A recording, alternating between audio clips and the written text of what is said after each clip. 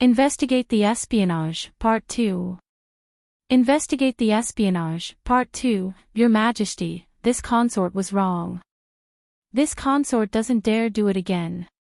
A woman in a plain palace dress staggered along the palace path, as ornaments fell from her body. There was a certain desolate feeling to this scene. She ran at the front, while a large group of palace servants chased after her. Your Highness Imperial Consortly, stop running. His Majesty doesn't want to see you. Your Highness, His Majesty has decreed that you are not allowed out for half a year. You are opposing his decree. Imperial Consortly insisted on continuing to run forward. After passing through this long corridor, she would arrive at his palace. No matter what, she had to plead for lenience. Because of a bowl of chicken and velvet antler soup, Ning Qingji wanted to have her stay shut inside for half a year. With her beauty, how could she give up on this opportunity so easily? Hearing the commotion, some palace servants up ahead stopped Imperial Consortly from advancing. Your Highness Imperial Consortly, you absolutely cannot continue forward and disturb His Majesty. Imperial Consortly stopped in her tracks and fiercely glared, move aside. You lowly servants dare to stop this one. This one is the inner palace's noblest consort. Do you know that? The palace servants looked at each other. With Imperial Consort Li's status, it was indeed difficult to offend her, but His Majesty's decree could not be unenforced. Seeing their expressions slightly change, Imperial Consort Li took advantage of the situation and said, His Majesty only sentenced this one to remain inside to reflect. This one has come to ask for lenience. Everything will be fine. If you don't allow this one to go, when this one regains imperial favor, this one will come for your skins. The palace servants that were easier to scare hastily moved to the side and then tugged on the hems of the palace servants that were still blocking the path. Let's just let her through. Her Highness Imperial Consort Li came from the second prince's manor. A day as a wife leads to 100 days of love, much less how many years they've been together. The remaining palace servants had no choice but to step aside. Imperial Consort Li lifted the hem of her dress and rushed toward the palace. Your Majesty, this consort was wrong and begs your Majesty to forgive this consort. Ning Qingji was rudely awoken from his dream and shuddered, suddenly hearing the shrill cry of a woman's voice come from outside of the palace. He moved, and the wounds that Yu Fu's attack had left started to hurt. They hurt so much that he opened his mouth but could not speak. Eunuch Qi quickly entered the hall and saw that he was already awake. He quickly reported, Your Majesty, Her Highness Imperial Consort Li is removing her jewelry to apologize for her wrongdoings. Removing her jewelry to repent again, does she know when to stop? He adjusted his position on the bed and suddenly remembered that he had sent Eunuch Qi out in the morning to deliver gifts to Marquis Gu's manor. He hastily said, Have all of the gifts been given to Yu Fu? Eunuch Qi's hair immediately stood on end, fearing that something was about to happen. Ning Qingji would always ask this question. He could not escape, thus he decided to just report the truth. He bowed and said, Replying to your Majesty, they have all been delivered, but what? But Princess said that she did not like them, and she smashed 2 of them in front of this servant. Ning Qingji was stunned. He had given so many gifts to Yu Fu in the past, yet he had never heard of her not liking them. Could it be that even though she was rewarded rather than punished, she was still unhappy? Eunuch Qi closed his eyes and resignedly said, Also after this servant left, she ordered for all of the gifts that your Majesty gave her to be smashed and then tossed out of Marquis Gu's manor for the citizens to discuss. What? Ning Qingji became furious. Eunuch Qi had already prepared himself for this, dropping to his knees, Your Majesty, please calm down. Your Majesty, please calm down. Ning Qingji covered the injuries on his face. Why would she do this? Did she say anything else?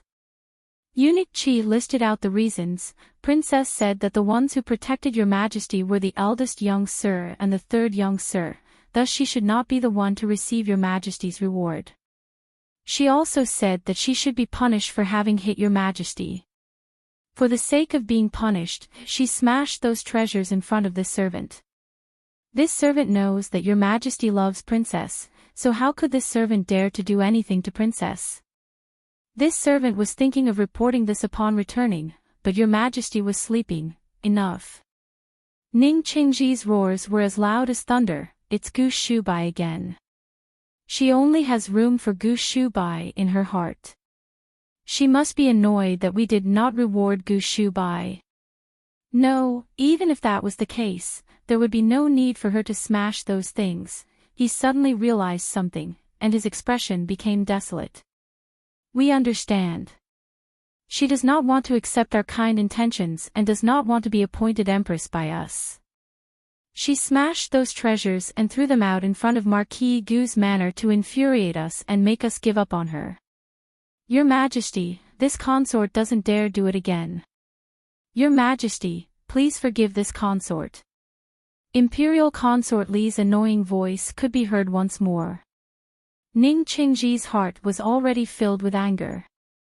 Hearing Imperial Consort Li's voice just made him angrier. Without any concern for the pain coming from his facial injuries, he shouted, "Who allowed this woman to come to our bedchamber? Didn't we tell her to remain inside to reflect? Who allowed you to let her in?" Eunuch Qi quickly stood up from the floor. "Yes, this servant will go and chase her out immediately." Ning Qingji lay back down in bed and closed his eyes. Thinking of how rude he had been toward Yu Fu last night, it was all a result of Imperial Consort Li's petty plans. He hated her so much that his teeth itched. It would be one thing if she was like this on an average day, yet it just had to happen when he was with Yu Fu. The end result was that he received a beating. He could not vent his anger on Yu Fu. He could vent it on Imperial Consort Li. Shortly after this, he heard Eunuch Qi's voice. "What are you all standing around stupidly for? Quickly take Imperial Consort Li back. His Majesty still hasn't recovered from his injuries. If you disrupt His Majesty's recovery, I'll see which one of you can bear the burden of that crime." Imperial Consort Li remained on her knees and cried. Seeing Eunuch Qi stand in front of her with his arrogant bearing, she instantly lost her composure. "Stand aside for this one. Even if this one must be chased away, it must be His Majesty who chases this one away. What can you be considered?" Eunuch Qi was stunned, and his expression immediately became twisted. He had already been made to suffer at Yu Fu's hands at Marquis Gu's manor. Yu Fu was a princess, and she was viewed as a treasure by all. It was one thing if he suffered from that, but he did not think that he would also need to suffer from dealing with Imperial Consort Li after returning to the palace. What could he be considered, and what could Imperial Consort Li be considered? Eunuch Qi sneered, "Your Highness Imperial Consort Li, this servant advises you to go back. You did something inappropriate and caused His Majesty to lose face. His Majesty currently does not want to see you, so why must you make a mockery of yourself?" Imperial Consort Li was unable to see the situation clearly. She thought that she was the noblest lady in the inner palace and shouted at Eunuch Qi, "As long as this one sees His Majesty will surely change his mind. There's no need for a servant like you to speak. Do not speak of height in front of dwarves." With Imperial Consort Li repeatedly speaking of servant this and servant that, everyone below Eunuch Qi felt uncomfortable. Eunuch Qi thought quickly and suddenly started smiling. "That's right. His Majesty does not have an empress, thus Your Highness Imperial Consort Li is the noblest lady in the inner palace." Thinking back to the late emperor's inner palace, wasn't it Imperial Consort Xian who managed it for many years? Imperial Consort Li smiled with delight. "It's fine as long as you know." Back then, Imperial Consort Li was not even afraid of His Majesty and Princess Danyang. The position that she occupied back then is the same as the one that this one currently occupies. Do you still dare to stop me? The corners of Eunuch Chi's mouth twitched into a smile, waving for the palace servants to stop Imperial Consort Li. He then entered the hall to report to Ning Qingji, Your Majesty, Her Highness Imperial Consort Li said that she occupies the same position as Imperial Consort Xian did back then and that this servant does not have the right to stop her. She wants Your Majesty to personally stop her. Impudence. Ning Qingji suddenly opened his eyes. Imperial Consort Li was so stupid that she would take the pot that did not have boiling water. Despite clearly knowing that when he was still just a prince, he hated that the eldest prince had Imperial Consort Xian helping him, she still compared herself to Imperial Consort Xian.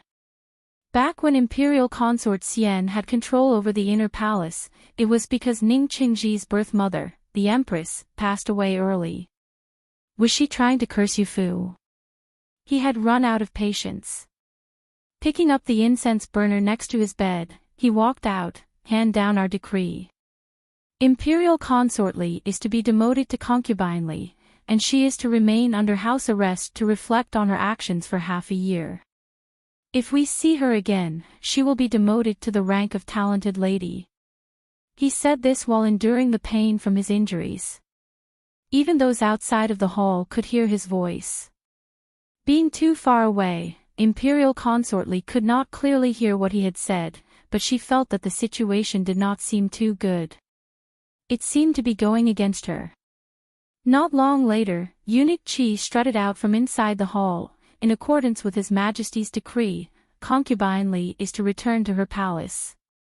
If she dares to come out on her own to see His Majesty again, she is to be demoted to the rank of talented lady. Concubine Li. Imperial Consort Li's eyes rolled back. Unable to bear the weight of the situation, she passed out. The servants quickly rushed forward to support her. Eunuch Chi sneered and regretted that he could not kick her a few times. He then turned around and returned inside the hall, quietly muttering, "Shit." With the conclusion of the Lantern Festival, the seal on the court was lifted. Ning Qingji's appearance was still pretty bad, thus he left the court to be handled by the cabinet. As everyone expected, there was a decree making Yin Shuo the leader of the cabinet. Occupying the position above the other officials, he led the officials in court. After taking the medicine that Yu Fu had given him, Chen Gulao had already recovered, and he returned to court as everyone had expected. Ji Daogong continued to claim to be ill and could not get out of bed, thus his court affairs were temporarily handed to his eldest son, Ji Xianxian. After the seal was lifted, the first topic worthy of discussion was the shattered remains of the imperial gifts in front of Marquis Gu's manor. It was said that not even the yellow labels had been removed, thus anyone who saw them could tell that they were imperial gifts. Ning Qingji's desire for Yu Fu and Yu Fu's rejection of him were both abundantly clear. In addition to this, the rumors circulating around the capital about her beating a foolish ruler created a terrible influence. As an organization meant to govern the imperial family's manor had no choice but to make a statement. Though Princess Zhenjiang's status is noble and has made many great contributions, she has violated our Eastern Ling's laws. First, she hit His Majesty. Second, she destroyed imperial gifts. Though this lowly official knows, this lowly official does not dare detain the princess without authorization. Would the cabinet please provide some instructions? Naturally, she should be detained. There's no need to detain her. Yin Shuo and Chen Gulao spoke at the same time, but what caused everyone to be shocked was that Chen Gulao was the one to say that she should be detained, while Yin Shuo had said that there was no need. The two were on the wrong sides, right? Was it not Yin Shuo who usually liked to oppose Marquis Gu's manner? Why would Chen Gulao agree to detain Princess Zhenjiang? Did he not get along very well with Lord Marquis Gu? After speaking, they exchanged a glance. As the leader of the cabinet, Yin Shuo had more right to speak than Chen Gulao, but the other cabinet ministers followed Chen Gulao's lead, thus the two were almost neck and neck. Yin Shuo smiled. Senior Minister Chen has seniority. Let's have Senior Minister Chen explain the reasoning for detaining the princess first. Chen Gulao had been able to guess Yu Fu's intention. He had been on the receiving end of Yu Fu's benevolence, thus it was natural for him to accommodate Yu Fu's wishes. He said, though Princess Zhenjiang has made many contributions, wise rulers make clear distinctions between rewards and punishments, and neither must be ignored. Contributions should be rewarded, and bad actions should be punished. If giving His Majesty a beating does not merit punishment, then what dignity does the ruler have? I think that even Lord Marquis Gu would agree with this lowly official's opinion, right? Naturally, Gu Huaijiang could not tear him down. As the princess' adoptive father, it was a result of this marquis not teaching her well enough. Senior Minister Chen is right. When you do something wrong, you should be punished. Would the imperial family's manner please detain the princess? This marquis will not oppose that idea. The two worked in perfect harmony, and quite a few of the officials that did not understand the truth of the situation were very moved. They praised Gu Huaijiang for his selflessness. Yin Shuo took a step forward. This official admires Marquis Gu's willingness to sacrifice your kin, but this official still believes that what princess did does not merit being detained. Why is that? Yin Shuo detailed the events. First, princess made a contribution by protecting His Majesty. The life that she protected was His Majesty's. If princess is punished, I fear that it could chill the hearts of the loyal soldiers, and they will no longer dare to protect His Majesty to the fullest extent of their abilities. Second, why was His Majesty given a beating by the princess? Why did Senior Minister Chen not mention it earlier?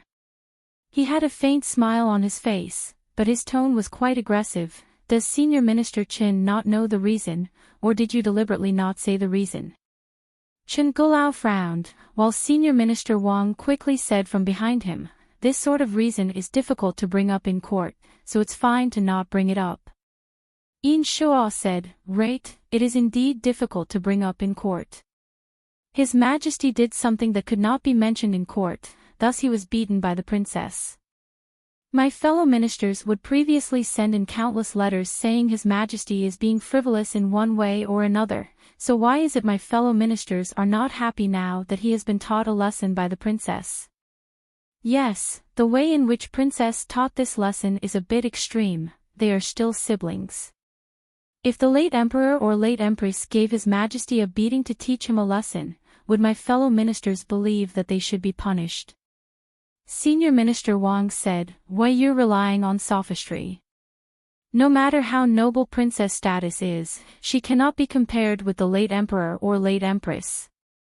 Yin Shuo took his time and said, indeed, they cannot be compared. However, as long as it can help keep our ruler on the righteous path, everything else is secondary. Furthermore, His Majesty does not even feel that princess did anything wrong. On the contrary, he rewarded princess. Do my fellow ministers have anything else to add? Gu Huaijiang heard his tone and knew that he understood what Yu Fu intended. That was why he would do everything that he could to stop Yu Fu from being punished. This person's mind was too profound to fathom. It was as if nothing could escape his eyes. It was quite something for a young man in his early 20s to be able to do something like this. It was just a pity that this person was set on doing bad things. Yin Shuo saw that nobody had anything else to say. He stepped to the side and picked up another scroll. Right now, the most pressing matter is not something internal. Instead, it's external. Would everyone please take a look at the secret report from Western Kuan? When Western Kuan was brought up, everyone immediately became alert. It was as if they could smell the flames of war. The report was first handed down from the cabinet ministers to Gu Huaijiang without any reservations. Gu Huaijiang opened it up and took a look. It was a secret report from a spy in Western Kuan's capital, and it said that Western Kuan was preparing to attack Eastern Ling once more. It had been less than a year since Western Kuen's grand army had left. Why had they come again? All of the officials were stunned, and one expressed their disbelief. Where did this report come from? It must be fake, right? When Lord Marquis Gu set out for battle the previous time, he eliminated over 200,000 of Western Kuen's troops. Where would Western Kuen get the manpower to assault our Eastern Ling's borders? At the very least, it would take them 10 years to recover. Gu Huaijiang was also in disbelief. During the last battle between the two countries, for the sake of obtaining a longer-term peace, Gu Huaijiang had crossed the border to eliminate Western Kuen's main force, and he was nearly reprimanded in court because of this. Based on his experience from fighting against Western Kuen's army over many years, Western Kuen definitely did not have the military power to attack Eastern Ling once more. Yin Shuo could not help but say, "This spy is the most reliable spy that we have in Western Kuen. It won't be wrong. Western Kuen is indeed afraid of Marquis Gu's might, but our Eastern Ling has recently enthroned a new ruler, and the situation in court has not yet stabilized. For them, this is the best opportunity to strike." Gu Huaijiang said, after last year's battle, Western Kuen left with just over 100,000 troops. Where would they get the manpower? Could it be that Emperor Kuen intends to transfer all of the defenders on his borders and capital to attack us? Yin Shuo looked at him profoundly and then smiled and said, "I don't know about that point. Does Marquis Gu believe that this report is fake?" Gu Huaijiang paused for a moment. He did indeed have his suspicions. But even if he suspected that the report was fake, they could not sit around and do nothing. As long as there was a 1 in 10,000 chance of it being real, they would need to mobilize their forces. Yin Shuo said, "His Majesty has made a decision on this matter. Regardless of whether it's real or fake, we must send a general from the capital to defend the border. Lord Marquis Gu, what do you think?" Gu Huaijiang did not know whether this was real or fake, nor did he know if Yin Shuo had some ulterior motive, but leaving the capital to go to the border might not be a bad idea. When away, the general would not need to wait for orders from the ruler, and as long as they could find a way to bring Yu Fu to the border, even if Ning Qingji refused to give up, he would be powerless to do anything about it. Gu Huaijiang said, "Since His Majesty has ordered it, this Marquis will not hesitate to move out." Lord Marquis Gu has misunderstood. Yin Shuo smiled and said, "His Majesty means for the eldest young sir to go on this expedition. All other members of Marquis Gu's manor must remain in the capital, and none are permitted to leave." Gu Shubai had already reached the age where he could be independent. Gu Huaijiang could feel completely at ease with having him go on his own, but Ning Qingji specifically naming him made the situation appear quite odd. This is clearly a go at eldest brother. His Majesty is definitely trying to harm eldest brother because he couldn't marry little Yu Fu. Once the decree reached Marquis Gu's manor, a commotion broke out. No matter what was said, they did not want Gu Shubai to set out on his own. Gu Jiugu picked up the scroll and read through it. "As I see it, this report is fake. We all know very clearly whether or not Western Kuen has the power to sustain another war. There must be some sort of conspiracy here." "That's right, eldest brother. You absolutely must not go." What conspiracy was this? It was clearly a scheme to put Gu Shubai in danger. Gu Huaijiang said, "All right, stop shouting. Regardless of whether it's a conspiracy or whether it's real or not, as long as there is a possibility of a battle breaking out on the border, the Gu family's army cannot hesitate. Emperor Kuen's plans are profound, and his ambition is even greater. It's possible that he has transferred troops from somewhere else, or he has assembled all of his country's troops for this attack. It's hard to say." Yu Fu said, "Even so, why have eldest brother go on his own?" "It must be because I rejected His Majesty. No, I absolutely cannot let them succeed." "Little Yu Fu, what are you planning?" Everyone was worried that she might do something reckless in her panic. Yu Fu had always been composed, but she pushed Gu Yi's hand away. Don't worry. I won't go into the palace to seek out His Majesty. Even if I did, it would be pointless. His Majesty is currently furious, so he probably won't be willing to listen. Then what do you plan on doing?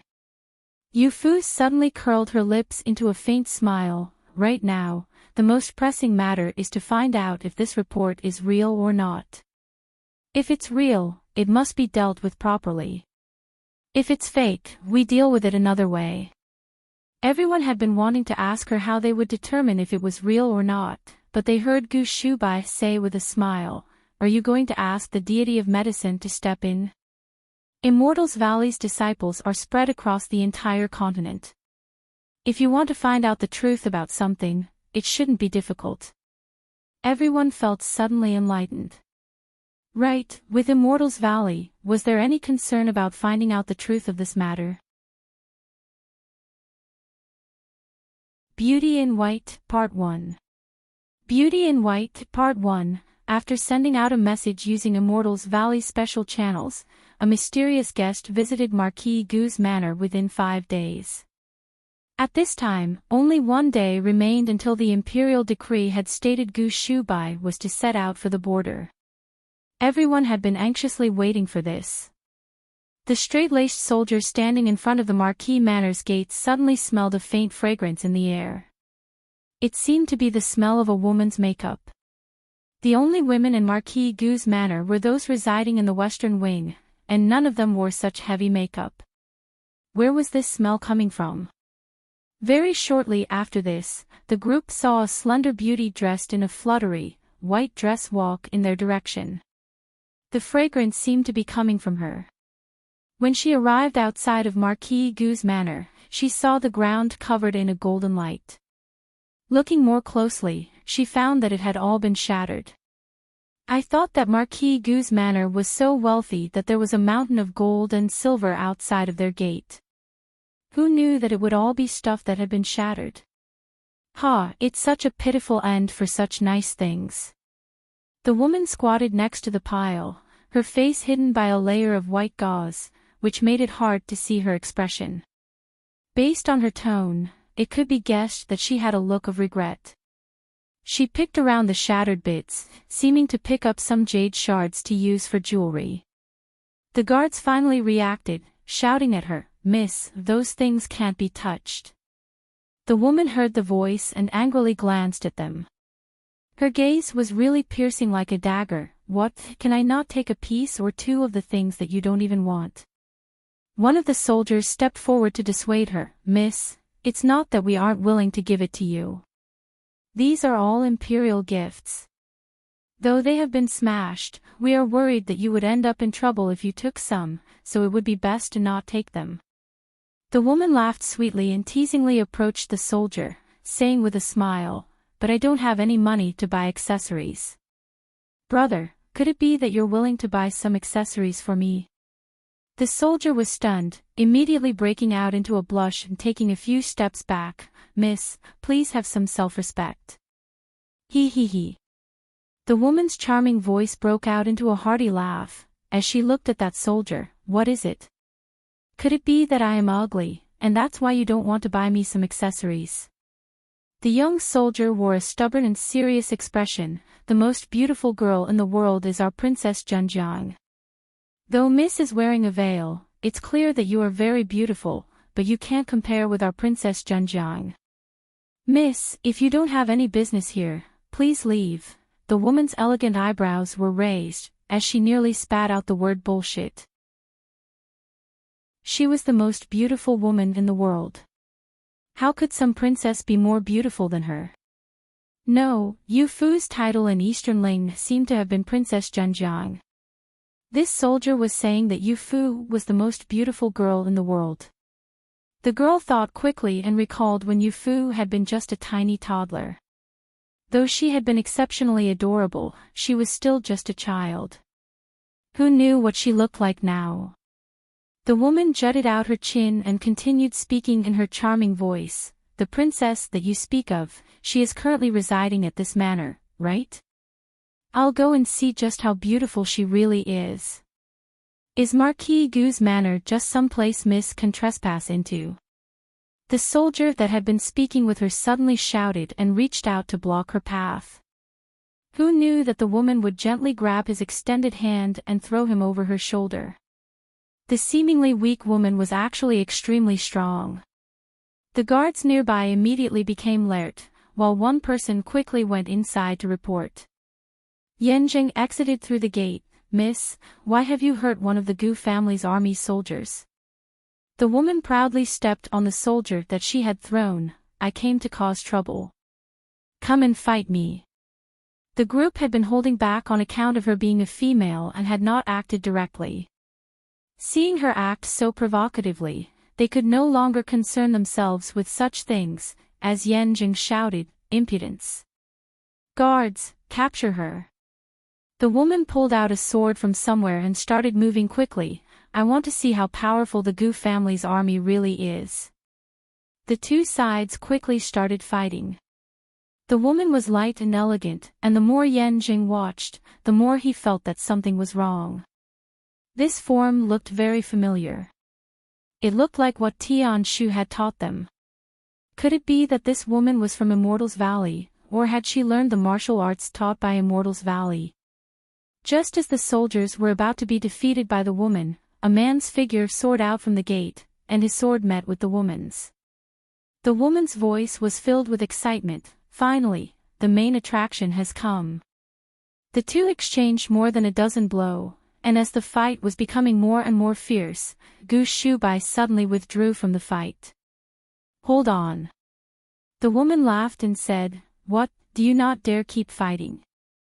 Seeing how handsome this young man was and how sharp his features were, she truly could not bring herself to trouble him. Marquis Gu's manor was truly a magnificent place. For such a handsome young man to come out so casually, it was no wonder Yu Fu did not want to return to Immortals Valley. Gu Shubai tossed his sword to Yanjing, and he cupped his hands and bowed deeply toward the woman. Yanjing and the others were stunned, as he said, Senior disciple sister has traveled a great distance. Please come inside. Senior disciple sister. The young sirs of Marquis Gu's manor had Gu Huaijiang as their master. Where would a senior disciple sister come from? Yanjing was confused and suddenly remembered something, loudly saying, This is, young Miss Yu Fu's senior disciple sister. Gu Shubai nodded. With a clang, the woman put her sword away. Only now could everyone see that the woman's sword strapped to her waist. If it had not been unsheathed, nobody would have known that she was carrying a sword. They would have thought that she was just some frail woman. This led to them suffering a defeat. The woman rolled her eyes. Even when doing this sort of action, she still looked very charming. How did you recognize me? That's not fun at all. Gu Shubai smiled and said, When Tian Shu came last time, he taught us the techniques of Immortals Valley. We didn't just train in the Gu family's techniques but also trained on those techniques. After exchanging some blows with senior disciple sister, I could determine that you are even stronger than Tian Shu. You definitely could not have reached such a level from training with someone else. The corners of the woman's lips faintly curled up. Only now did she remove the veil covering her face. Her bright red lips were as enticing as a flame. If Yu Fu was an exquisitely carved mountain spring, then the woman in front of them was a red peony of unmatched brilliance. The group was a bit shocked by this sight, as they heard the woman say, You seem to have a bit of awareness, being able to realize that my technique is greater than that brat Tian Shu's within a dozen exchanges. It's no wonder you could fight me to a draw.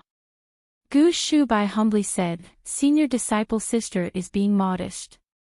Within 50 exchanges, I would surely have been at a disadvantage. The woman smiled and said, My name is Yu Hu. Who are you? There's no need to keep calling me senior disciple sister. I am Yu Fu's senior disciple sister. Do not try to benefit from Immortals Valley. How many people on this continent wanted to become disciples at Immortals Valley? Calling her senior disciple sister would not come so easily. Yanjing hastily said, Immortal Yu-Hu, this is the eldest young sir of our Marquis Gu's manor. Young Miss Yu-Fu is his fiancée.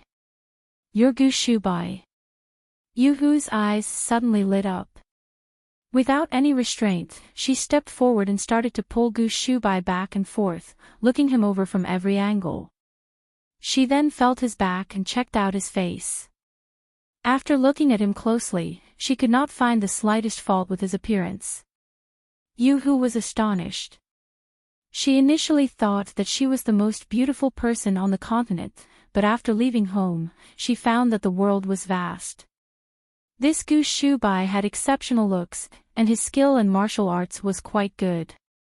He was truly suited to Yu-Fu. Yanjing and the others watched this in a stunned shock. Yu-Hu's unrestrained actions were truly shocking to the etiquette-focused people of Eastern Ling. How could there be a girl that would pull and tug on a man in public? Immortal Yu-Hu, you can't do this. He is our young Miss Yu-Fu's fiancé. Yanjing desperately tried to get between the two, pulling Yu-Hu's hands from Gu Shubai's body with a vigilant look on his face. Gu Shubai did not have much of a reaction, allowing Yu-Hu's hands to move freely while maintaining a smile on his face. Yanjing glared at him without any consideration for dignity. Young general, don't forget about your status. The corners of Gu Shubai's lips twitched, wanting to explain to Yanjing, but he could not directly tell him the truth that Yu-Hu was a man. He had no choice but to allow Yanjing's mind to wander. After a bit of thought, he finally said, Yanjing, who do you serve? In the past, you would refer to Yu-Fu as young madam in front of her, but you're now treating me like an outsider. Yanjing thought about it for a bit. What was this about outsiders? Yu-Fu and Gu Shubai were both members of Marquis Gu's manor. He straightened his neck. Naturally, I serve the Gu family's army, but I don't care. Aside from young Miss Yu-Fu, nobody is allowed to try and seduce young general. Yu-Hu burst out laughing. Gu Shubai's evaluation had improved by 3 points. Based on his reaction, it was clear that he could tell that she was a man. That was why he allowed her to touch him freely, but he did not tell anyone else. Yu-Hu turned around and grabbed Yanjing's hand. What are you standing around for? Why haven't you taken me to see your young Miss Yu-Fu? Senior disciple sister. Yu-Fu saw Yu-Hu appear before her and did not dare believe it. Hasn't master gone to study in seclusion? Why has senior disciple sister left the valley on your own? As the head disciple under Sun Qi, when Sun Qi secluded himself, all of Immortals Valley's matters were handled by Yu He. If she had left Immortals Valley, Yu-Fu could not help but worry that something had happened in Immortals Valley. Yu-Hu was too preoccupied to answer her question.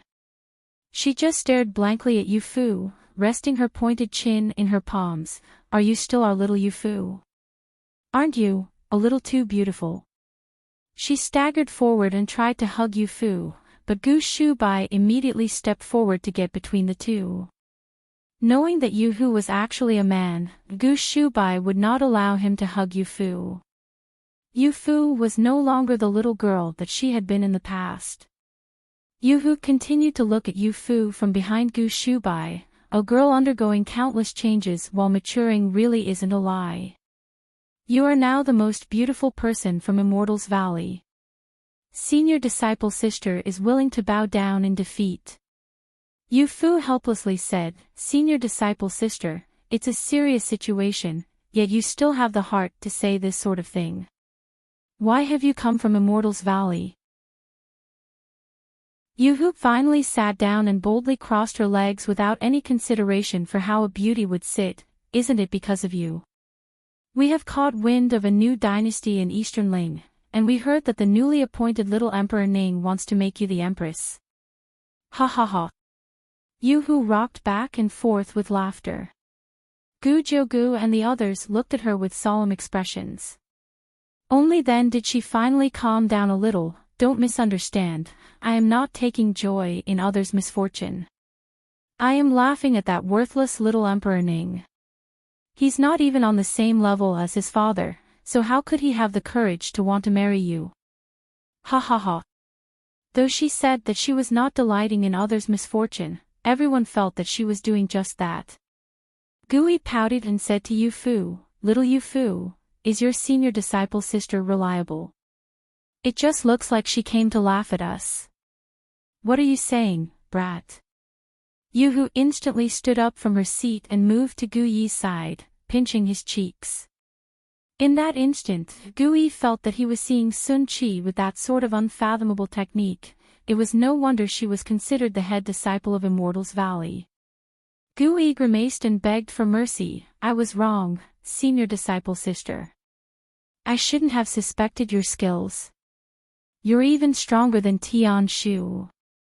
Yu Hu snorted and let go of his cheeks. "Of course, I'm stronger than Tian Shu. It's like this.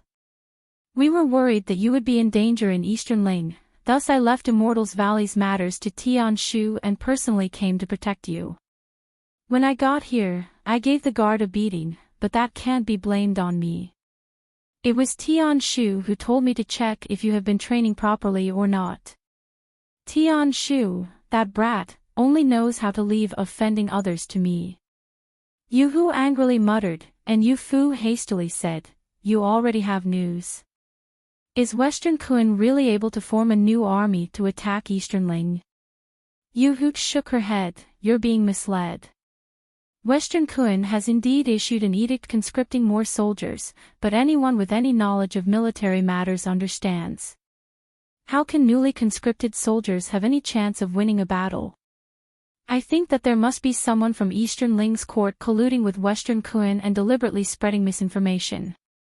Gu Shubai said, "It's no wonder the spies that we sent to Western Kun can't tell whether or not Western Kun truly intends to send out troops. At first, I felt that it was strange that Western Kun would suddenly decide to launch an attack shortly after the matter of appointing an empress became heated. Thinking about it now, someone is hoping to use this to divide our Marquis Gu's manor."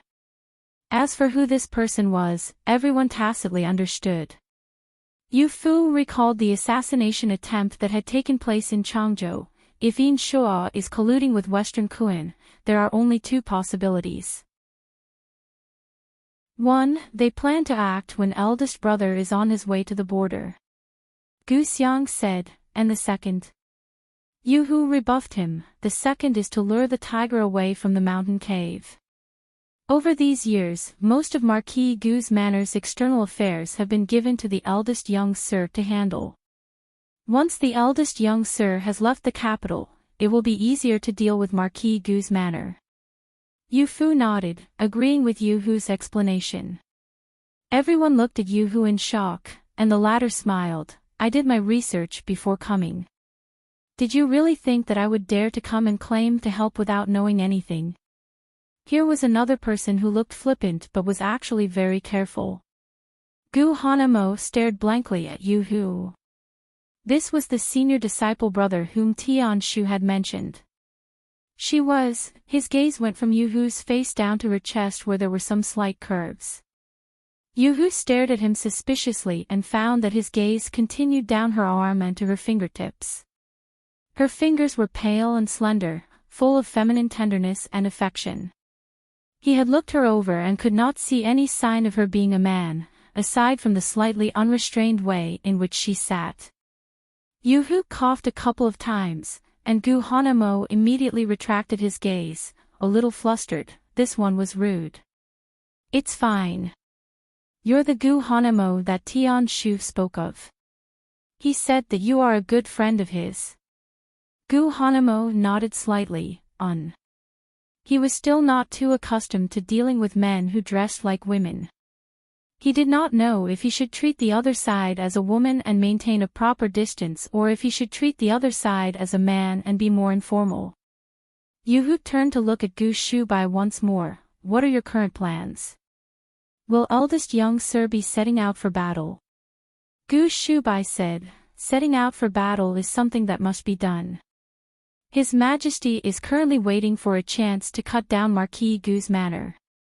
If I refuse to set out, it will give him that chance.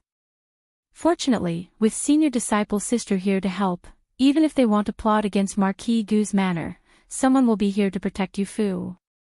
Yu Fu stood up and said, "You shouldn't be worried about them plotting against Marquis Gu's manor. At the very least, we will all be together. Regardless of what happens, we can look after each other. You will be going to the border on your own, and they will have countless opportunities. This is what I'm truly worried about." Seeing the two thinking about each other, Yu Hu let out an ant-like smile. "There's no need for you to worry about that." A voice suddenly came from the door. Everyone turned to look, as Gu Huaijiang walked into the room. Taking note of his dignified bearing and calm demeanor, Yu Hu immediately stood up to greet him. Gu Huaijiang kindly motioned for her to sit back down to continue speaking. The late emperor's decree is still in effect. Shu Bai will set out for battle tomorrow and will be bringing 1,000 soldiers. That should be enough protection. 1,000 soldiers. Everyone was exceedingly shocked. Gu Huaijiang had fought in battles all over for many decades, yet he had never brought so many troops along with him. Mobilizing 1,000 troops from around the capital, one could clearly imagine the sort of effect it would have on the capital. Even at the peak of his influence, Gu Huaijiang had never done something that would stand out so much. Now, for the sake of Gu Shubai's safety, he was not going to consider anything else. Everyone understood his feelings as a father, and Gu Shubai said, "Father, Marquis Gu's manor is currently on the cusp of a storm. This absolutely must not be done." Vent for you guys, Part 2. Vent for you guys, Part 2. Father, don't worry. Son will definitely be able to take care of myself. As long as I can reach the border, I will be on the Gu family's army's territory. His Majesty won't be able to reach me. Gu Huaijiang had already made up his mind, raising his hand for him to stop. Yin Shuo is someone with unfathomable ideas. There's no need to tell father too much. If he intends to make an attempt on your life, he won't give you a chance to survive until the border.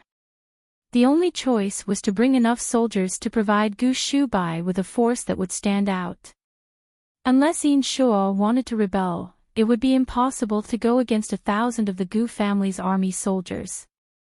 Even if His Majesty personally wanted to dispatch a group large enough to combat this force of 1,000, it would be impossible. This was indeed the best way to protect Gu Shubai. Yu Fu immediately made her stance clear. "I agree with Head General. It's because Marquis Gu's manor is on the cusp of a storm that we need to ensure everyone's safety." This was the first time that Yu Fu and Gu Shubai had opposing opinions, and the latter helplessly looked at her. The little girl was no longer completely attached to him, and this made him feel a little dejected.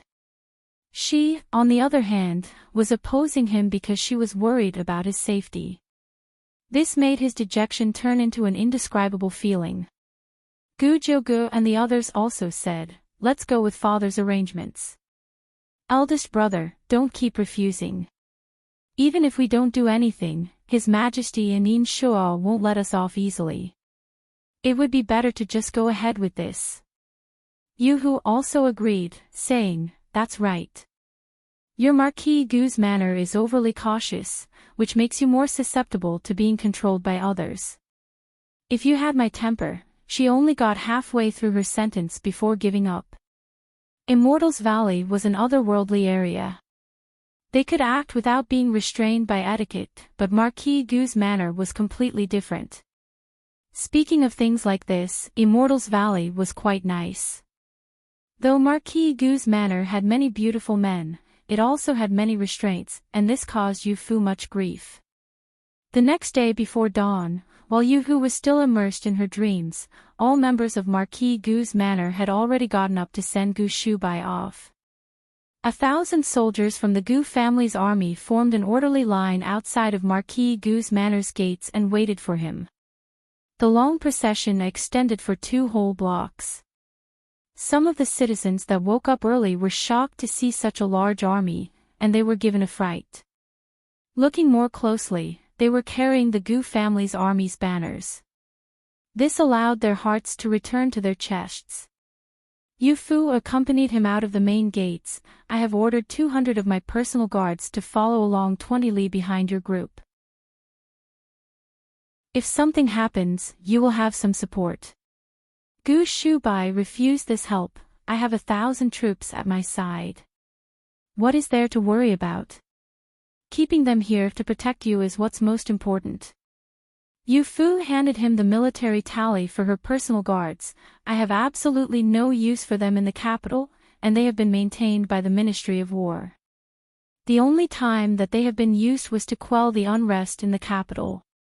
Soldiers are trained for 1,000 days to be used once. It's now time to make use of them. This tally will be given to you. Do not give it back. Gu Shubai was helpless against her. You need to take care of yourself in the capital. Regardless of when it is, you must remember what I said. Protecting yourself is most important. Yu Fu understood what he was implying and pretended to comply. Head General has said this same thing countless times. I already know it, so don't worry. Gu Shubai looked up at the sky. It's time to set out. If we leave any later, the sun will be up, and there will be even more of a commotion. He did not have high hopes of being able to lead all 1,000 of his soldiers out of the capital before the sun came up. He just hoped that he would cause as little trouble for Yu Fu and the others as possible. He would be going to a distant place where the emperor held little sway, while Yu Fu and the others that were staying behind would truly be the ones in danger. Yu Fu handed him a bottle of medicine. If you encounter any danger, this medicine will be able to keep you alive. I just hope that you won't end up needing this medicine. Gu Shubai tightly held the bottle and looked at her with reluctance. In the end, he quickly turned around and mounted his horse, departing without looking back. He was worried that if he did look, he would no longer be able to bring himself to leave. The procession of 1,000 soldiers quietly followed behind him. The Gu family's army was famed for its discipline, and the city guards only noticed the army when they reached the city gates. They were so frightened that they nearly pissed their pants. Gu Shubai pulled out the tiger tally from the late emperor, opened the gates.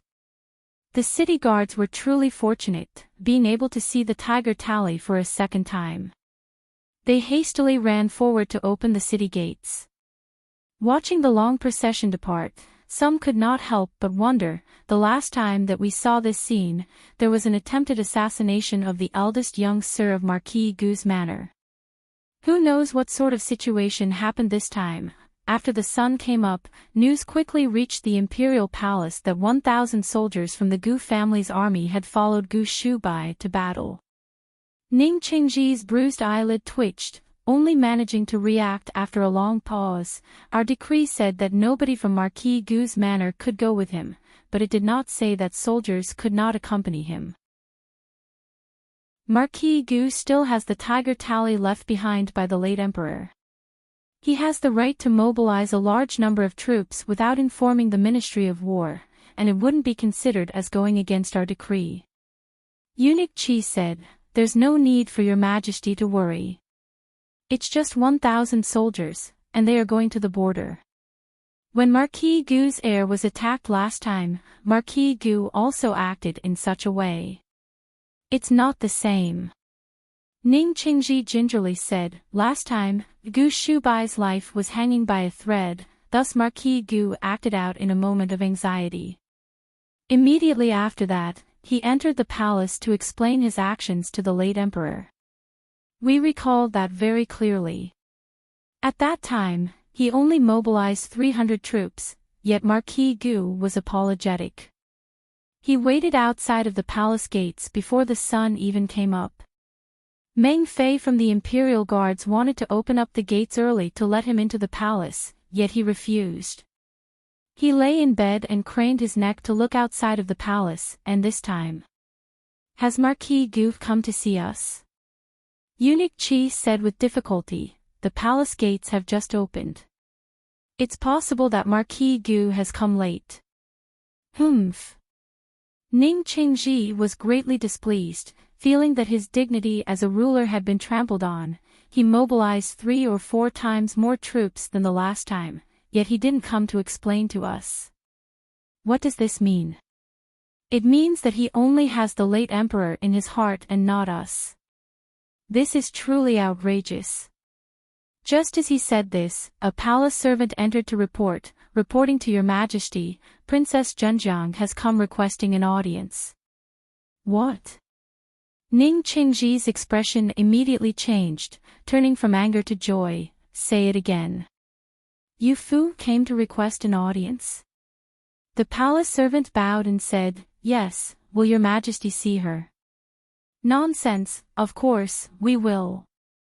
Ning Qingji immediately lifted his blanket to get up. Arriving in front of the mirror, he saw how swollen his face was and became incredibly anxious. No, how can we see her looking like this? He was already less handsome than Gu Shubai, and now his face had been hurt to this degree. He was now even worse than Gu Shubai. Wouldn't Yu Fu dislike him even more? Eunuch Qi blushed with shame. Your Majesty, your injuries were caused by Princess Zhenjiang. Are you worried that she would mind your appearance? Only now could Ning Qingji finally start to accept it. Quickly help us get washed up and changed. Do you want us to see them while wearing this? Idiot! Eunuch Qi had been scolded for no reason, but he immediately bowed and adjusted his expression, muttering, Your Majesty sees officials like this all the time. Who knew that you would be so particular when seeing Princess Zhenjiang? What did you say? Ning Qingji glanced sideways at him, and Eunuch Qi immediately smiled and said, This servant was saying that your majesty being so particular when seeing Princess Zhenjiang will surely make Princess Zhenjiang feel very moved. These words reminded Ning Qingji, and he unhappily said, Yu Fu might have come to explain the matter behind the 1,000 soldiers. We can't get angry. It would be best to be lenient. Only like that would Yu Fu feel moved. What do you think? Eunuch Qi smiled and handed him a towel that had been soaked in warm water. Yes, your majesty is brilliant. Everything that you said is correct. Senior disciple sister, I came to explain to his majesty, not to provoke him. You absolutely must pay attention to your actions later. Yu Fu stood outside the hall and spoke in a quiet voice to the beautiful woman at her side. The palace servant standing guard outside could not help but sneak glances at this beauty. When did Marquis Gu's manor get another beauty? This beauty was completely different from Princess Zhenjiang's. With the two standing together, one was like the bright moonlight in the heavens, while the other was like a gorgeous flower. It was hard for people to look away from them. Yu Hu faintly raised an eyebrow and smiled affectionately and slyly, Don't worry. I'm just going in to observe. While I'm at it, I will take the chance to see what that fool is like. I won't get in the way of your business. Yu Fu helplessly said, Senior disciple sister, it would have been better if you had come a few days earlier. Based on your personality, you would surely have been able to infuriate His Majesty so much that he would no longer want to marry me. Yu Hu took this as a compliment, winking at her, Really? Am I that amazing? Just as Yu Fu was about to respond, she saw Eunuch Qi come out of the palace and freeze upon seeing Yu Hu. This servant greets Princess. This is my senior disciple sister, immortal practitioner of medicine Yu Hu. Eunuch Qi respectfully bowed, so it was an immortal practitioner of medicine. His Majesty invites you in. Please follow this servant in. He stepped to the side and then took the lead, maintaining a respectful attitude. Yu Fu found that ever since she had smashed the gifts that he had delivered to Marquis Gu's manor, his attitude toward her was respectful but very distant and alert. It was like when an old mouse saw a cat. Yoo-hoo also noticed this, leaning close to Yu-Fu and whispering into her ear, "What did you do to him? Look at how carefully he's treading. It's as if you're going to eat him." It's a long story. The two entered the inner hall and saw a man in bright yellow robes seated upright on the bed. His figure was dignified, but his face was covered with injuries that made him look like a pig. Yoo-hoo burst out laughing, "This is little Emperor Ning. This was a result of your beating." On the night that Yu-Fu hit him, she could not tell just how badly she had beaten him. Looking at him closely, she was given a fright. Ning Qingji heard Yu-Hu's words and only found out that it was a beauty with great charm after looking more closely. For a moment, he was surprised. "Yu-Fu, this is..." Yu-Fu dragged Yu-Hu forward to salute him. "Your Majesty, this is my senior disciple sister, Yu-Hu. She was passing through Eastern Ling, thus she came to see me." Yu-Hu also said, "That's right. This one has carried out much research into improving one's appearance and can help the injuries to your Majesty's face heal faster. Does your Majesty require this?" An odd feeling filled Ning Qingji's chest. Why did this girl not refer to herself as this one and not this humble girl? Hearing Yu-Hu say that she could help his facial injuries heal faster, he stopped worrying about everything else. Very good, very good. If you can help our face heal faster, we shall reward you generously. If I treat your Majesty's facial injuries, shouldn't your Majesty also reward me generously and allow me to act as I please in Eastern Ling?" Yu-Hu said this and was about to step forward but was pulled back by Yu-Fu. "Senior disciple sister, what did you promise me?" The latter tilted her head back and thought for a bit. She had promised Yu-Fu that she would not get in her way, and she would keep her promise. She would step back for now. Yu-Fu stepped forward and said, "Replying to your Majesty, this younger sister came into the palace today to report to your Majesty. 1,000 soldiers from the Gu family's army have accompanied the eldest young sir to participate in battle, and they set out first thing this morning." Ning Qingji was about to do Yu-Fu a favor but heard Yu-Fu continue, "Though head general has the tiger tally from the late emperor and can mobilize a large number of troops without needing to report to the Ministry of War, mobilizing troops is an important matter. As a result, this younger sister came into the palace to report on head general's behalf." She had already said this much. Could Ning Qingji still be unhappy? Being unhappy would mean that he opposed the late emperor's decree, and that would mean deliberately making things difficult for Marquis Gu's manor. Not only could he not be unhappy, but he also needed to act as if it was completely natural. "Very well, we already know. Marquis Gu has the late emperor's tiger tally, thus he has the right to mobilize troops. We have no objections." With him having said this, Yu-Fu's visit to the palace had accomplished its goal. She slightly nodded and took a step back. Yu-Hu stepped forward while swaying her hips, a charming look resting on her face. The sight of this caused Ning Qingji to freeze. "Your Majesty, you still haven't answered me. If I treated you, what sort of reward would you give me?" Yu-Fu lowered her head and secretly laughed. She thought to herself that Yu-Hu's bad habits were resurfacing. She then thought that it would be nice if Ning Qingji really was seduced by her, as that would save her a lot of trouble. Ning Qingji quickly looked at Yu-Fu. He could barely shift his butt an inch to try and create some distance between himself and Yu-Fu. "I am immortal practitioner of medicine, please. Please have some self-respect." Yu-Hu rolled her eyes and decided to just sit down next to Ning Qingji. "What self-respect? I have relied on my beauty to act as I please in Immortals Valley, and it has only been 2 days since I've come to your Eastern Ling, yet I have already heard that phrase countless times. Will you let people live a little?" Not to mention the fact that Ning Qingji had never met such an audacious woman before, but even Eunuch Qi was stunned by this sight. He initially wanted to remind her that sitting next to His Majesty was against the rules of etiquette, but after glancing at Yu-Fu, he swallowed his words.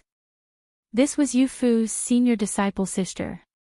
She could do as she pleased. Either way, His Majesty would not dare do anything about it. What would a lowly eunuch like him be considered? Yu Fu, say something. Ning Qingji pleaded with Yu Fu. Yu Fu covered her mouth and coughed. This younger sister has not come into the palace for a long time and wants to see the imperial garden. This younger sister will be going first. When senior disciple sister has finished treating your majesty, we will leave the palace together. Saying this, she bowed and then retreated from the hall.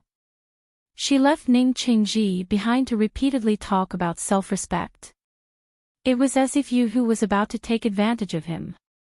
Yu Fu strolled around the imperial garden for a short time before a palace servant came to report that Yu Fu had finished performing the treatment. The two met at the palace gate and left together.